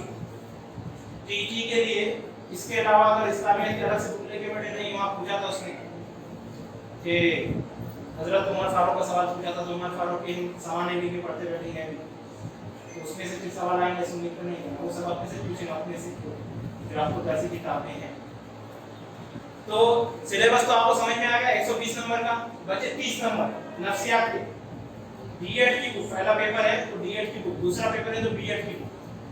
पहले पेपर में जवाब दे रहे तो 6 से 14 साल के बच्चे को ध्यान में रख के जवाब देना, दूसरे पेपर में दे रहे तो 11 से 14 साल, सॉरी पहले पेपर में दे रहे तो 6 से 11 साल के बच्चे को ध्यान में रख के जवाब देना, दूसरे पेपर में दे रहे हैं तो 11 से 14 साल के बच्चों को ध्यान में रख के जवाब देना। पहले पेपर के लिए नफ्सियात की बीएड की बुक सैफी की भी सफिशिएंट है, मानो की भी पीडीएफ में अवेलेबल है, उससे भी आप पढ़कर मुताला कर सकते हैं। मेरी भी कोशिश है नफ्सियात के कुछ लेक्चर्स एक्सपर्ट्स के जरिए के उनसे बात की है, एक से अगर वो अपना टाइम उन्हें हाथों का है मसरूफियत से अगर निकाल कर दूंगा तो यूट्यूब पर कुछ वीडियोस में बनाकर नफ्सियात के डाल दूंगा, ताकि समझने के लिए जरूर है। नफ्सियात इतना वो वसी सब्जेक्ट है नफ्सियात, किसी की नफ्स समझना, कि हम उससे पढ़कर इसमें बहुत सारी कंफ्यूजन हमारी बाकी रहती। तो अगर कोई अच्छा नफ्सियात का उस्ताद हो तो वो बहुत अच्छे से उसमें समझा सकता है। तो ये 150 नंबर आता, आपको कहाँ से है सिलेबस समझ में आ गया, रेफरेंस बुक मिल गई, वेबसाइट पे चल जाने का, ई बाल भारती गूगल में डाल दो, क्रोम में ई बाल भारती डालो, सिर्फ ई बाल भारती पहली साइट आएंगे, ओपन करो। ये यहाँ पर आप जो चालू साल 2021 की सब बुक्स है, यहाँ मीडियम सेलेक्ट करनी है, सिर्फ उर्दू के आए, क्लास सेलेक्ट करें वो क्लास के आ जाएंगे, जो सब्जेक्ट सेलेक्ट करें वो सब्जेक्ट के सामने आ जाएंगे, पूरे नीचे बार-बार ढूंढने के बाद। ये बुक पीडीएफ में मौजूद है, इसको डाउनलोड करके आप नोट्स बना सकते हैं। स्कूलों में जाकर बच्चों को मांगकर या खरीद कर भी पढ़ने की यहाँ पर हमको जरूरत है। यहाँ पर हमारे पास पीडीएफ में मौजूद है। एक एक लाइन बारीकी से पढ़कर अपने खुद के नोट्स बनाएं, दूसरों के नोट्स पे इत्तेफाक ना करें, खुद के नोट्स बनाएं। आपके नोट्स आपको 30 में से 30 नंबर दिला सकते हैं। वो नोट्स आप दूसरे को भी देना चाहें तो आसानी से दीजिए, डरो मत, मैंने इतने मेहनत से नोट्स बनाया है, बनाई, उसको आसानी से दे दूंगी तो उसको 10 नंबर ही देंगे, ज्यादा से ज्यादा, उससे ज्यादा नहीं। आपको 30 देंगे, आपके नंबर ज्यादा है। हमारे पास अक्सर चीजें छुपाने की आदत बहुत सारी रहती है, जिसमें हम नुकसान भी उठाते हैं, क्योंकि मेरा जाती एक्सपीरियंस है, जितनी नॉलेज मैं शेयर करता हूँ उतनी मेरे पास नॉलेज बढ़ती जाती है। तो रेफरेंस बुक भी आपको मिल गई, सिलेबस भी आपको मिल गया। अब देखते हैं how to pass PT exam 2021, इस एग्जाम को कैसे पास करना है। वैसे पहले जो मेरे से पहले जो कहा गया है लेक्चर हुआ, उसके अंदर भी बहुत सारी बातें हो चुकी है, वही बातें मैं कहूँगा। अंदाज़े बयां थोड़ा सा मुख्तलिफ हो सकता है ना, कि अंदाज़े बयां अगरचे बहुत शुरू कर, लेकिन शायद कि तेरे दिल में उतर जाए मेरी बात, किसी को किसी और का समझ में आता है, किसी को किसी और का, हर कोई, यानी मेरे अंदाज़े बयां सबको समझ में आया जरूरी नहीं, हर किसी को अलग अलग चीज़ कहते हैं ना, कि हम जब पढ़ते हैं हर किसी का फेवरेट टीचर अलग होता है, क्यों, अपनी अपनी ज़हनियत के हिसाब से। तो टीटी इम्तिहान में कैसे कामयाबी हासिल करें, नाकामी के असबाब सबसे पहले, जितने नाकामी के असबाब थे आज सब खत्म हो गए इस सेमिनार में। मालूमात की कमी, उसके बाद इम्तिहान की साख, इम्तिहान किस तरह से होता है, किस नोयत का होता है, पूरा आपको दिखा दिया गया है, वाज़े हो गया होगा। इसके बाद अगर कुछ सवाल रहते तो आप रजिस्ट्रेशन के बाद पूछ सकते, और वो जो तदाबीर किस तरह से हम सॉल्व करें। तो नाकामी के असबाब में सबसे पहले देखिए मालूमात की कमी थी, आज आपको सफिशिएंट मालूमात हो गई। इसके अलावा भी अगर आपको लगता है कि मालूमात और होना, तो मेरे YouTube चैनल पे आप देख सकते हैं, वहाँ पर मैंने एक प्लेलिस्ट बनाई हुई टीटी के अलग से, टीचर बनने के ख्वाहिशमंद हजरात अगर वो चैनल सब्सक्राइब करें तो आपको टीटी से लेकर टीचर बनने तक सब इन्फॉर्मेशन उस पर अच्छे से मिल जाएगी। तो वहाँ पर आपको टीटी के और जो रिलेटेड जितने भी वीडियोस है पूरे देख लें तो सब मालूमात मिल जाएगी। कई वीडियोस उसमें आधे आधे एक घंटे के, अभी मैं यहाँ लेक्चर दे रहा हूँ तो आधा घंटा एक घंटे का, बहुत हो गया 1.5 घंटे का, वो देखेंगे आपको तकरीबन टोटल टीटी सीटीटी और टेट टीचर भर्ती तक के मिला के नहीं बोले तो 30 से 40 घंटे का टोटल कंटेंट मौजूद है। इतना सारा कंटेंट आप वहाँ से हासिल कर सकते हैं। तो मालूमात की जो कमी थी वो आज यहाँ आपकी पूरी हो गई। और भी कुछ सवाल आते तो आप बात भी कर सकते हो। मनसूबाबंदी का भुगतान हमारे पास होता है कि हम फॉर्म भरते हैं और डायरेक्ट एग्जाम देने जाते हैं, तो वो आज आपको समझ में आ गया। जो एग्जाम जो ऑलरेडी सोसाइटी में लगे उनको देखिए आप, सर पे तलवार थी गर्दन पे आ गई।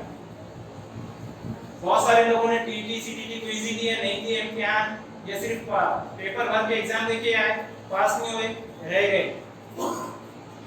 और जिन लोगों ने पास कर लिए 2017 में 2018 की जो वैकेंसी निकली 2017 तक जितने पास किए थे सब के सब जॉब पर है।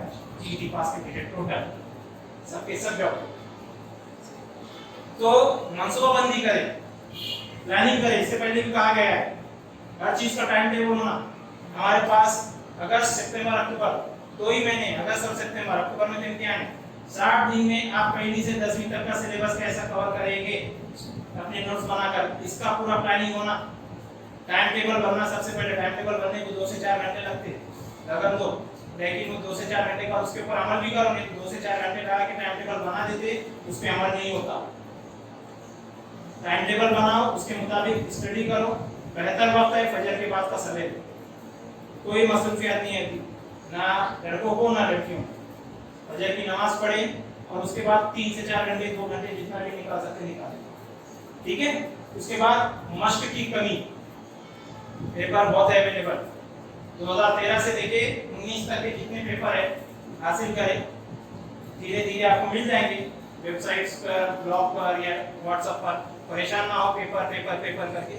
कुछ बच्चे तो ऐसे हैं, कह लीजिए कोई तो भी थे, मोहतरम थी या मोहतरमा पता नहीं, रात में मैसेज में सर पेपर दो, सर पेपर दो, सर पेपर देंगे, निकालना पड़ेगा, पीडीएफ खाते में ढूंढना पड़ेंगे, मोबाइल में सब डाटा नहीं रहता, लैपटॉप में ढूंढ के निकाल के सेंड करना पड़ेगा। धीरे धीरे एक एक सेंड करता हूँ, रोजाना एकदम पूरे करे तो फिर कंफ्यूज हो जाते हैं इसमें 13 का कौन था, 14 का कौन था, इसके आंसर की कौन थी, उसके आंसर की कौन थी।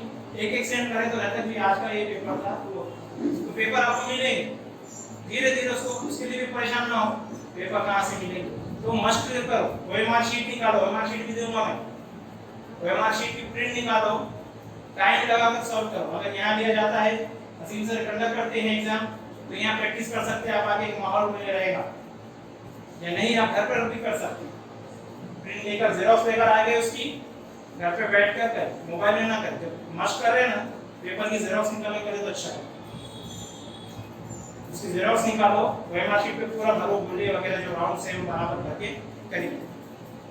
उसके बाद इम्तिहान की साफ, ये सब चीजें तो मैं आपको पहले बता चुका, उसमें चार्ट में आप देख चुके हैं कि पहली से 5वीं का सिलेबस क्या है और छठी से 8वीं का क्या है। अब तदाबीर क्या है, सबसे पहले टेक्स्ट बुक फॉलो करो, मैंने आपको दिखा दिया हूँ, बार की साइड में दे दिया हूँ, साइट के ऊपर से आप डाउनलोड कर सकते हैं। उसके बाद सेल्फ नोट्स बनाना है, दूसरे के नोट्स भी लो, उससे 10 नंबर आपको मिल सकते हैं, लेकिन सेल्फ उससे आपको ये भी आइडिया मिलता है कि नोट्स कैसे बनाना है, सामने वाले ने कौन सा पॉइंट छोड़ा है और कौन सा पॉइंट लिया है, वो भी आपको समझ में आता है। Next self notes. उसके बाद एजुकेशन व्यू बोलकर मेरा YouTube चैनल है, ये भी आप सब्सक्राइब कर लीजिए, इसके ऊपर भी आपको इन्फॉर्मेशन मिलेगी। पिछले साल भी मैंने मसरूफियत के बिना पर उतने तो नहीं बना पाता जितने हिमांशी सिंह बनाती है सीजीटी के, उतने मैं उतने का वादा भी नहीं करता, लेकिन थोड़े बहुत जैसा भी है कुछ इंपॉर्टेंस बनाने की कोशिश करूंगा, तो वो आपको इस YouTube चैनल पर मिल जाएंगे। बाकी आपको सीजीटी की, टेस्ट की, टीचर भर्ती की ऑथेंटिक मालूमात मिलेगी। मेरे पास सिर्फ मैं बाय प्रोफेशनल इसको नहीं चला YouTube पर, एक शौक है बोल के जो ऑथेंटिक चीजें हैं वो डालो। ये नहीं कि सारे वीडियो डाला, शाम में एक डाला, दोपहर में डाला, 3 टाइम खाने के हिसाब से मेरे पास वीडियोस अपलोड नहीं होंगे। जब भी होंगे जो चीजें आपको दूसरे वीडियोस में मैं देखता हूँ कि जो व्हाट्सएप सोशल मीडिया पे नहीं है, दूसरे यूट्यूब चैनलों पे नहीं है, वो चीज़ आपको यहाँ पर मिलेगी। वो चीज़ नहीं यहाँ पर फरमान नहीं रहेगी, लेकिन मुख्तसर रहेगी, लेकिन जामे रहेंगी और ऑथेंटिक रहेंगी, गलत इन्फॉर्मेशन मेरे पास नहीं होगी। सॉल्व द प्रीवियस पेपर, ये हमारी आपकी कोशिश है। अब साथ में हसीन सर ने कहते सर असातिज़ा की यानी टीटी के बाद का भी थोड़ा सा मुख्तसर बता दीजिए, असातिज़ा की तकर्री का लाए अमल। सीटीटी या महाटीटी पास होने के बाद अगला आपके लिए इम्तिहान इंतजार कर रहा है टेट, कब होगा पता नहीं। जो पास हो गए वो टेट का इंतजार कर रहे हैं, और जब आप टीटी पास होंगे उसके बाद वो आपका इंतजार कर रहे हैं। तो अगला इम्तिहान टेट के जो नंबरात होते हैं उसके बेस पे सिलेक्शन होता है। टेट का जो सीट नंबर होता है वो पवित्र पोर्टल की लॉगिन आईडी होता है, उसका सीट नंबर पवित्र पोर्टल।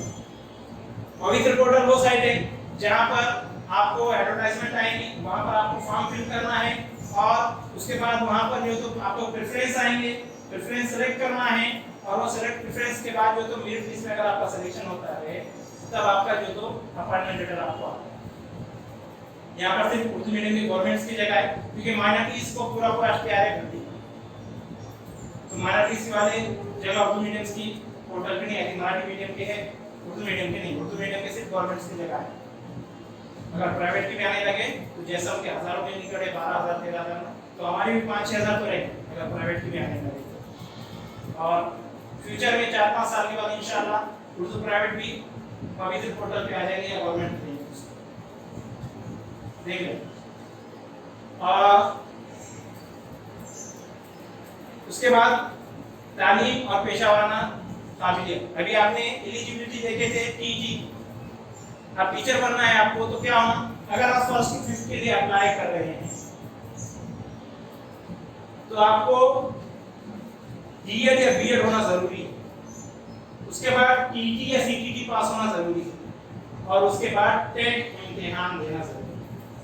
टेट के जो मार्क्स है उसके बेस पे सिलेक्शन होगा। टेट के जो नंबर आते हैं ये मेरिट लिस्ट नहीं करता, स्टेट की मेरिट लिस्ट नहीं करती, वो नंबर आपके इशू हो जाते, ऑनलाइन सर्ट रिजल्ट आ जाता, संभाल के रखना पड़ता वो रिजल्ट,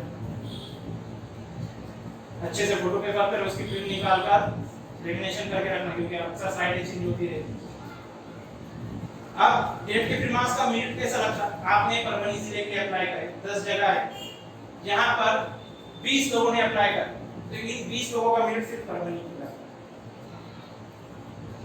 इनसे इन 20 में समझो फर्स्ट आए वाला 117 मार्क है वो है, लेकिन एक 120 मार्क है लेकिन उन्होंने ऑप्शन परभणी नहीं भरा, वो ये मेरिट लिस्ट में नहीं, वो जहां भरेगा हर डिस्ट्रिक्ट की अलग अलग लगेगी जो लोग वहां अप्लाई करेंगे उनके हिसाब से, ठीक है। उसके बाद 6ठी से 8वीं डीएड प्लस ग्रेजुएशन हो, 6ठी से 8वीं जा रहे डीएड है, आपका ग्रेजुएशन हुआ बीएड नहीं है लेकिन ग्रेजुएशन हुआ बीए बीएससी या बीकॉम है तो आप अप्लाई कर सकते हो। उसके बाद बीएड वाले फिर महा टीटी या सीटी दोनों में से एक पास होना जरूरी है। उसके बाद टेट इम्तिहान दीजिए। इसके बाद अगला वर्ष हमारा आपका पवित्र पोर्टल का होता है। जमात 9 तक सिर्फ बीएड, उसके बाद डायरेक्ट टेट। बहुत सारे लोगों ने जो दिए थे उसमें कुछ ऐसे भी थे जो बीएड पे बेस पे दिए थे, बाद में टीटी पास होकर कुछ नीचे 6ठी से 8वीं की जो पोस्ट मैथ साइंस के खाली है वहां पर उनकी जो मसले लेकिन नामुमकिन चीज टेट बीएड के बाद डायरेक्ट टेट। अभी टीटी लागू नहीं हुआ, फ्यूचर में लागू होने वाला है, जब होगा उसके बाद से रहेंगे, अभी तक का नहीं रहेगा। 11th-12th के लिए आपको पोस्ट ग्रेजुएशन होना जरूरी है, एमए या एमएससी, उसके बाद बीएड और उसके बाद टेट।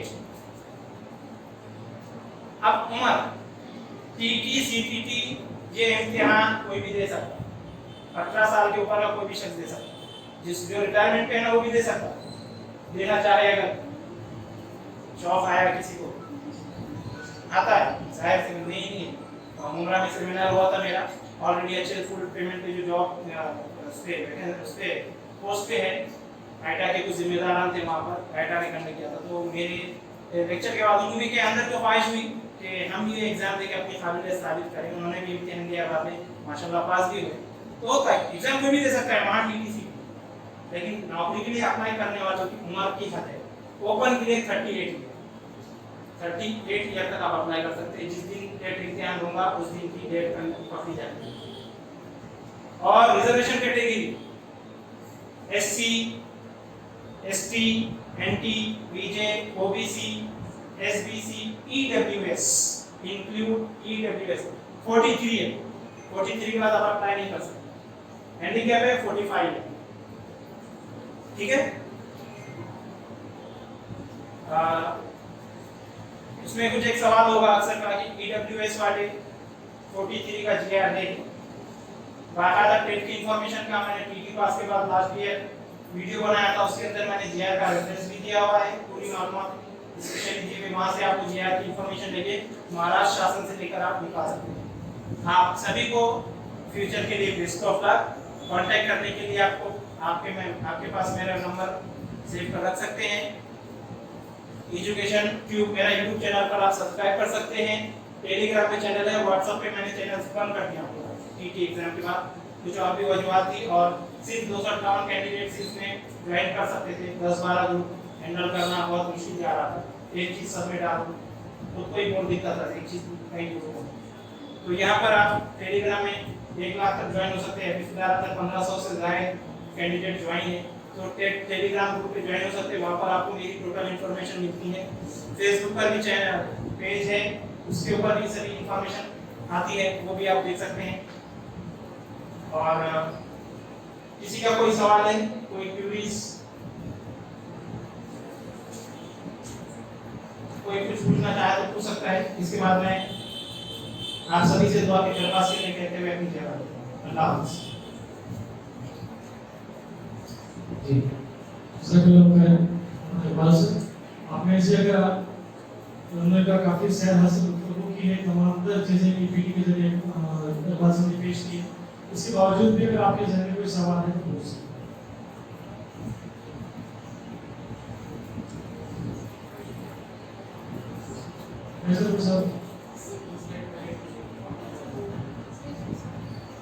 सवाल पूछिए।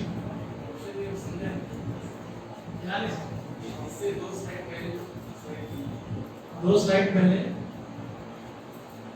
ये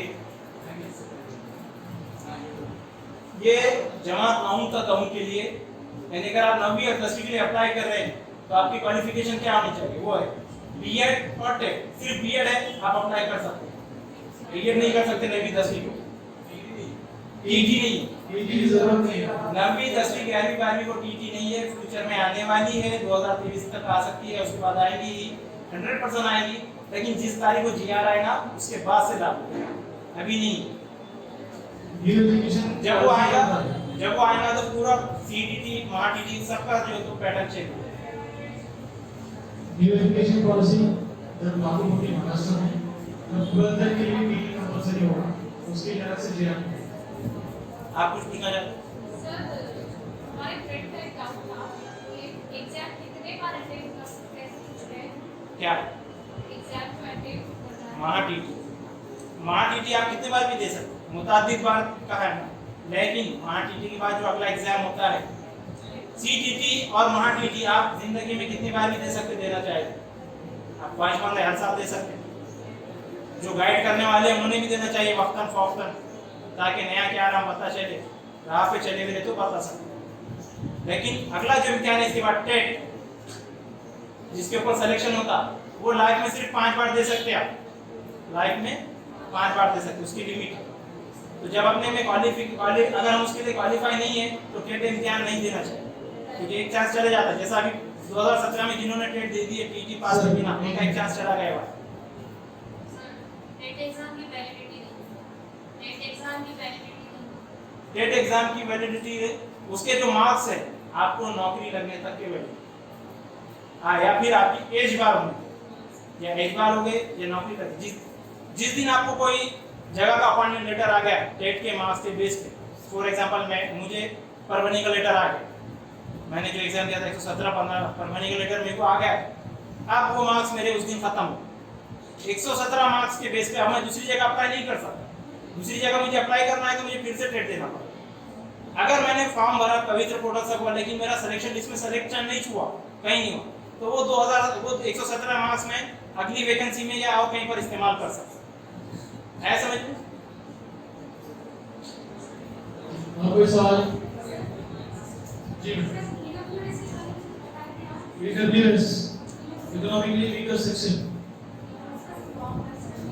उसका सेतु में फॉर्म भरना पड़ता है। जहाँ पर आप इनकम सर्टिफिकेट निकालते हैं वहीं पर ये फॉर्म होता है। पहले इनकम सर्टिफिकेट निकालना पड़ता है, जो रिक्वायर्ड डॉक्यूमेंट्स है उसमें वो रिक्वायर्ड डॉक्यूमेंट्स आप वहाँ पर दे दीजिए, तो 1 हफ्ते के अंदर आपका बन के आ जाता है। बहुत होगा मैक्सिमम 15 दिन। और दूसरी बात, ईडब्ल्यूएस सर्टिफिकेट हर साल बनाना पड़ता, इनकम सर्टिफिकेट की जैसे, कास्ट सर्टिफिकेट जैसे नहीं, एक बार बना दिए हमेशा चलेगा, वो हर साल बनाना पड़ता। क्यों? इस साल आपकी इनकम 8 लाख के अंदर है, अगले साल आपको लॉटरी लग सकती, बिजनेस अच्छा चल सकता, 8 लाख के ऊपर इनकम चले गई आपकी, तो फिर आप ईडब्ल्यूएस का फायदा नहीं उठा सकते। उसके बाद के साल आप नीचे आ गए, फिर आप ईडब्ल्यूएस का उठा सकते, इसलिए वो हर साल निकालना पड़ता। क्योंकि मुंबई वगैरह से कुछ कॉल आए थे, 25-25 हज़ार रुपये मांग रहे थे उनको ईडब्ल्यूएस बना के। उनके मसले थे, तो डॉक्यूमेंट्स वगैरह नहीं होते, तो मैंने उनको साफ कह दिया था कि 25,000 एक साल के वास्ते डालने नहीं, है ना। तो सीधे सीधे जो इन्फॉर्मेशन है जो है, अगर हम बैठते हैं सब कागजात है, सर्टिफिकेट बनता है तो ही बनाना चाहिए, गलत इन्फॉर्मेशन से बनाने की कोशिश ना करें। जिस तरह का कास्ट सर्टिफिकेट निकालते हैं उसी तरह का प्रोसीजर उसके लिए इनकम सर्टिफिकेट 8 लाख के नीचे। अगर आपकी इनकम 8 लाख होगी, फैमिली की पूरी मिला के, जितने आपके आधार कार्ड से कनेक्ट है या राशन कार्ड पे जितने मेंबर्स है उन सब की मिला के, तो आपका सेट नहीं बनेगा। सर 2 साल अपन सर्टिफिकेट निकाले, बहुत सारी जब हम पास हुए फिर बाद में नहीं निकाले। अभी आप एग्जाम दे रहे हैं, आपके पास ईडब्ल्यूएस की सहूलत उठाने के लिए ईडब्ल्यूएस सर्टिफिकेट होना जरूरी है। और एग्जाम अगले साल जब आप भर्ती में जाएंगे, तो जब भर्ती हो रही है उस साल भी आपके पास ईडब्ल्यूएस सर्टिफिकेट होना चाहिए, अगर आप उससे सहूलत उठा रहे हैं। सिर्फ ओपन वालों के, कास्ट वाला ईडब्ल्यूएस का फायदा नहीं उठा सकता। जैसे स्कॉलरशिप एक साथ 2 नहीं उठा सकते, वैसा एक साथ 2 फायदे गवर्नमेंट की कोई भी स्कीम एक साथ डबल बेनिफिट नहीं उठा सकते। जी जब फॉर्म भरा जाता है कास्ट सर्टिफिकेट वैलिडिटी होना वैलिडिटी की जरूरत नहीं होती। वैलिडिटी की जरूरत जब आप जॉब पे लगते हैं कास्ट के बेस पर, तो आपको आपका जो अपॉइंट करने वाला जो ऑफिसर होता है वो लेटर देता है आपको कि आप जो है तो सर्टिफिकेट वैलिड लाकर दे, तभी आपका वैलिड बनता है। क्योंकि वैलिड के लिए रीजन मांग रहे हैं, या तो जो 12वीं में एजुकेशन हासिल कर रहे हैं वो बच्चों का बनता, फ्यूचर में कोई बीबीएस वगैरह या एजुकेशन करना है साइंस में उनको, नहीं तो फिर आपको जब जॉब वैकेंसी लग जाती कोई, वहाँ पर अगर वो मांगते हैं वो रीजन देकर ही मिलता है। अलबत्ता हम पूछते अगर जाएंगे ऐसे डायरेक्टली कि मेरे पास कास्ट सर्टिफिकेट है वैलिड करके दो, तो नहीं देते। मेरे पास भी कास्ट सर्टिफिकेट है लेकिन वैलिड नहीं, क्योंकि मैं ओपन से जाएगा। जी AWS 11 12 8 मेडिकल इंजीनियरिंग सभी के लिए ओपन कैटेगरी, जिस तरह टीटी और सीटेट के लिए उसी तरह मेडिकल और इंजीनियरिंग कोर्सेज के लिए भी AWS, आपकी भी अगर फैमिली के मेंबर्स हैं उनके लिए भी आप ओपन कैटेगरी में AWS बना सकते हैं। और भी सवाल है सर, आपस में डिस्कस करिए। सवाल अगर आपका होगा तो सभी को फायदा होगा। जो सवाल आपका है तो मेरे साथ प्रोग्राम खत्म होने की बात पूछने से बजाय कि पहले से इसलिए पूछूंगा, तो एक सवाल अगर आपका होगा तो सवाल सभी को सुनाई देगा, जवाब भी सभी को सुनाई देगा। क्योंकि मुझे अभी जाना भी है। जी मैडम, खड़े रहिए। सर कास्ट कैटेगरी के लिए जो एज बताया आपने, कास्ट कैटेगरी के लिए और ईडब्ल्यूएस के लिए सर वो सिर्फ एग्जाम के लिए या भर्ती टाइम के लिए? मैंने एज जो बताया वो भर्ती के लिए बताया, एग्जाम के लिए नहीं। एग्जाम पूरा 58 साल वाला भी दे सकता है, एग्जाम बेकार होने वाला है, देना चाहे तो वो भी दे सकता है, देना चाहे तो दे सकता है। एग्जाम के लिए एज नहीं है, वो 38 इयर्स ओपन कैटेगरी के लिए, जॉब के लिए एग्जाम के लिए रिटायरमेंट के बाद भी एग्जाम दे सकते हैं। इतना ही वो बेस पे आपको जॉब नहीं दी सकती।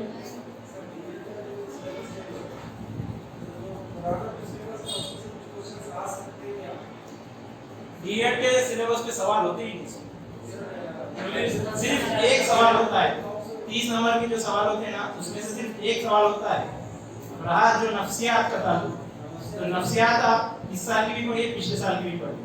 और आपने जो सिलेबस, पुराने सिलेबस की बात करें, तो मैं आपको साथ में ये दूंगा कि पहले तो आप दूसरा जो सिलेबस है 1 से 10वीं का, वो भी चालू सिलेबस कंप्लीट करने के बाद जो पुराना सिलेबस है उसके ऊपर पूरे ईयर दिए वो भी पढ़ ले। क्योंकि हिस्ट्री के जो सवाल आए थे पिछले साल वो पुराने सिलेबस के, मैंने वीडियोस पहले ही बना के डाल दिया था वो, और उसी में से सवाल आए भी थे।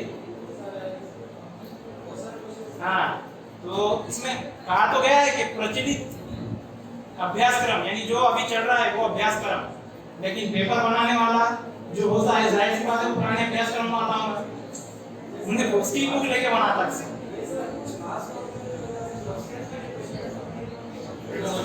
नफ्सियात के लिए भी बोला मैं कि नफ्सियात के लिए भी आप पुरानी बुक भी फॉलो करो, नई बुक भी फॉलो करो। उसके अंदर थ्योरीज तो चेंज नहीं होने वाली, थ्योरी तो सेम रहेंगी, जो पुरानी रहेंगी। दूसरे जो चैप्टर नए इजाफा हुआ है वो छोड़ूंगा, कोई मजमून जो पहले नहीं था, जो यूनिट अब डाला गया, बस ये कुछ यूनिट पहले थे वो अब नहीं है, ये चीजें। बाकी थ्योरी तो सेम ही चलेगी।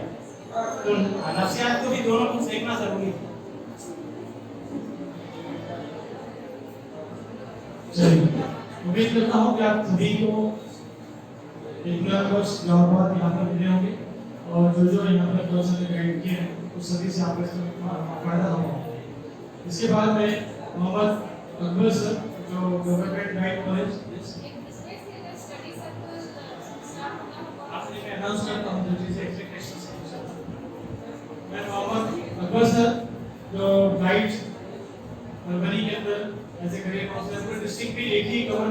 मेरे काउंसलर हैं जो अल्हम्दुलिल्लाह ईमान वाले भाई मोहम्मद अकबर सर हैं। ये अमरानी मीडियम और मीडियम पर डिस्ट्रिक्ट के लिए गवर्नमेंट की तरफ से एक मेरे काउंसलर हैं। आपके बीच में मसाइल हो या फिर आपके फैमिली की जो स्टूडेंट्स हैं जिनकी मेरे काउंसलिंग की जरूरत हो, फिर साइकोलॉजिकल उनको अपलिफ्टमेंट की इंस्पिरेशन की जरूरत हो, तो अकबर सर से रास ताल्लुक हासिल कर सकते हैं। और रेस्टोरेंट सेंटर भी यहाँ पर भी खिदमत अंजाम देते हैं। जैसे एक रिटायर्ड मेंबर है अल्हम्दुलिल्लाह आईटा के अंदर भी काम करते हैं, अकबर सर भी आईटा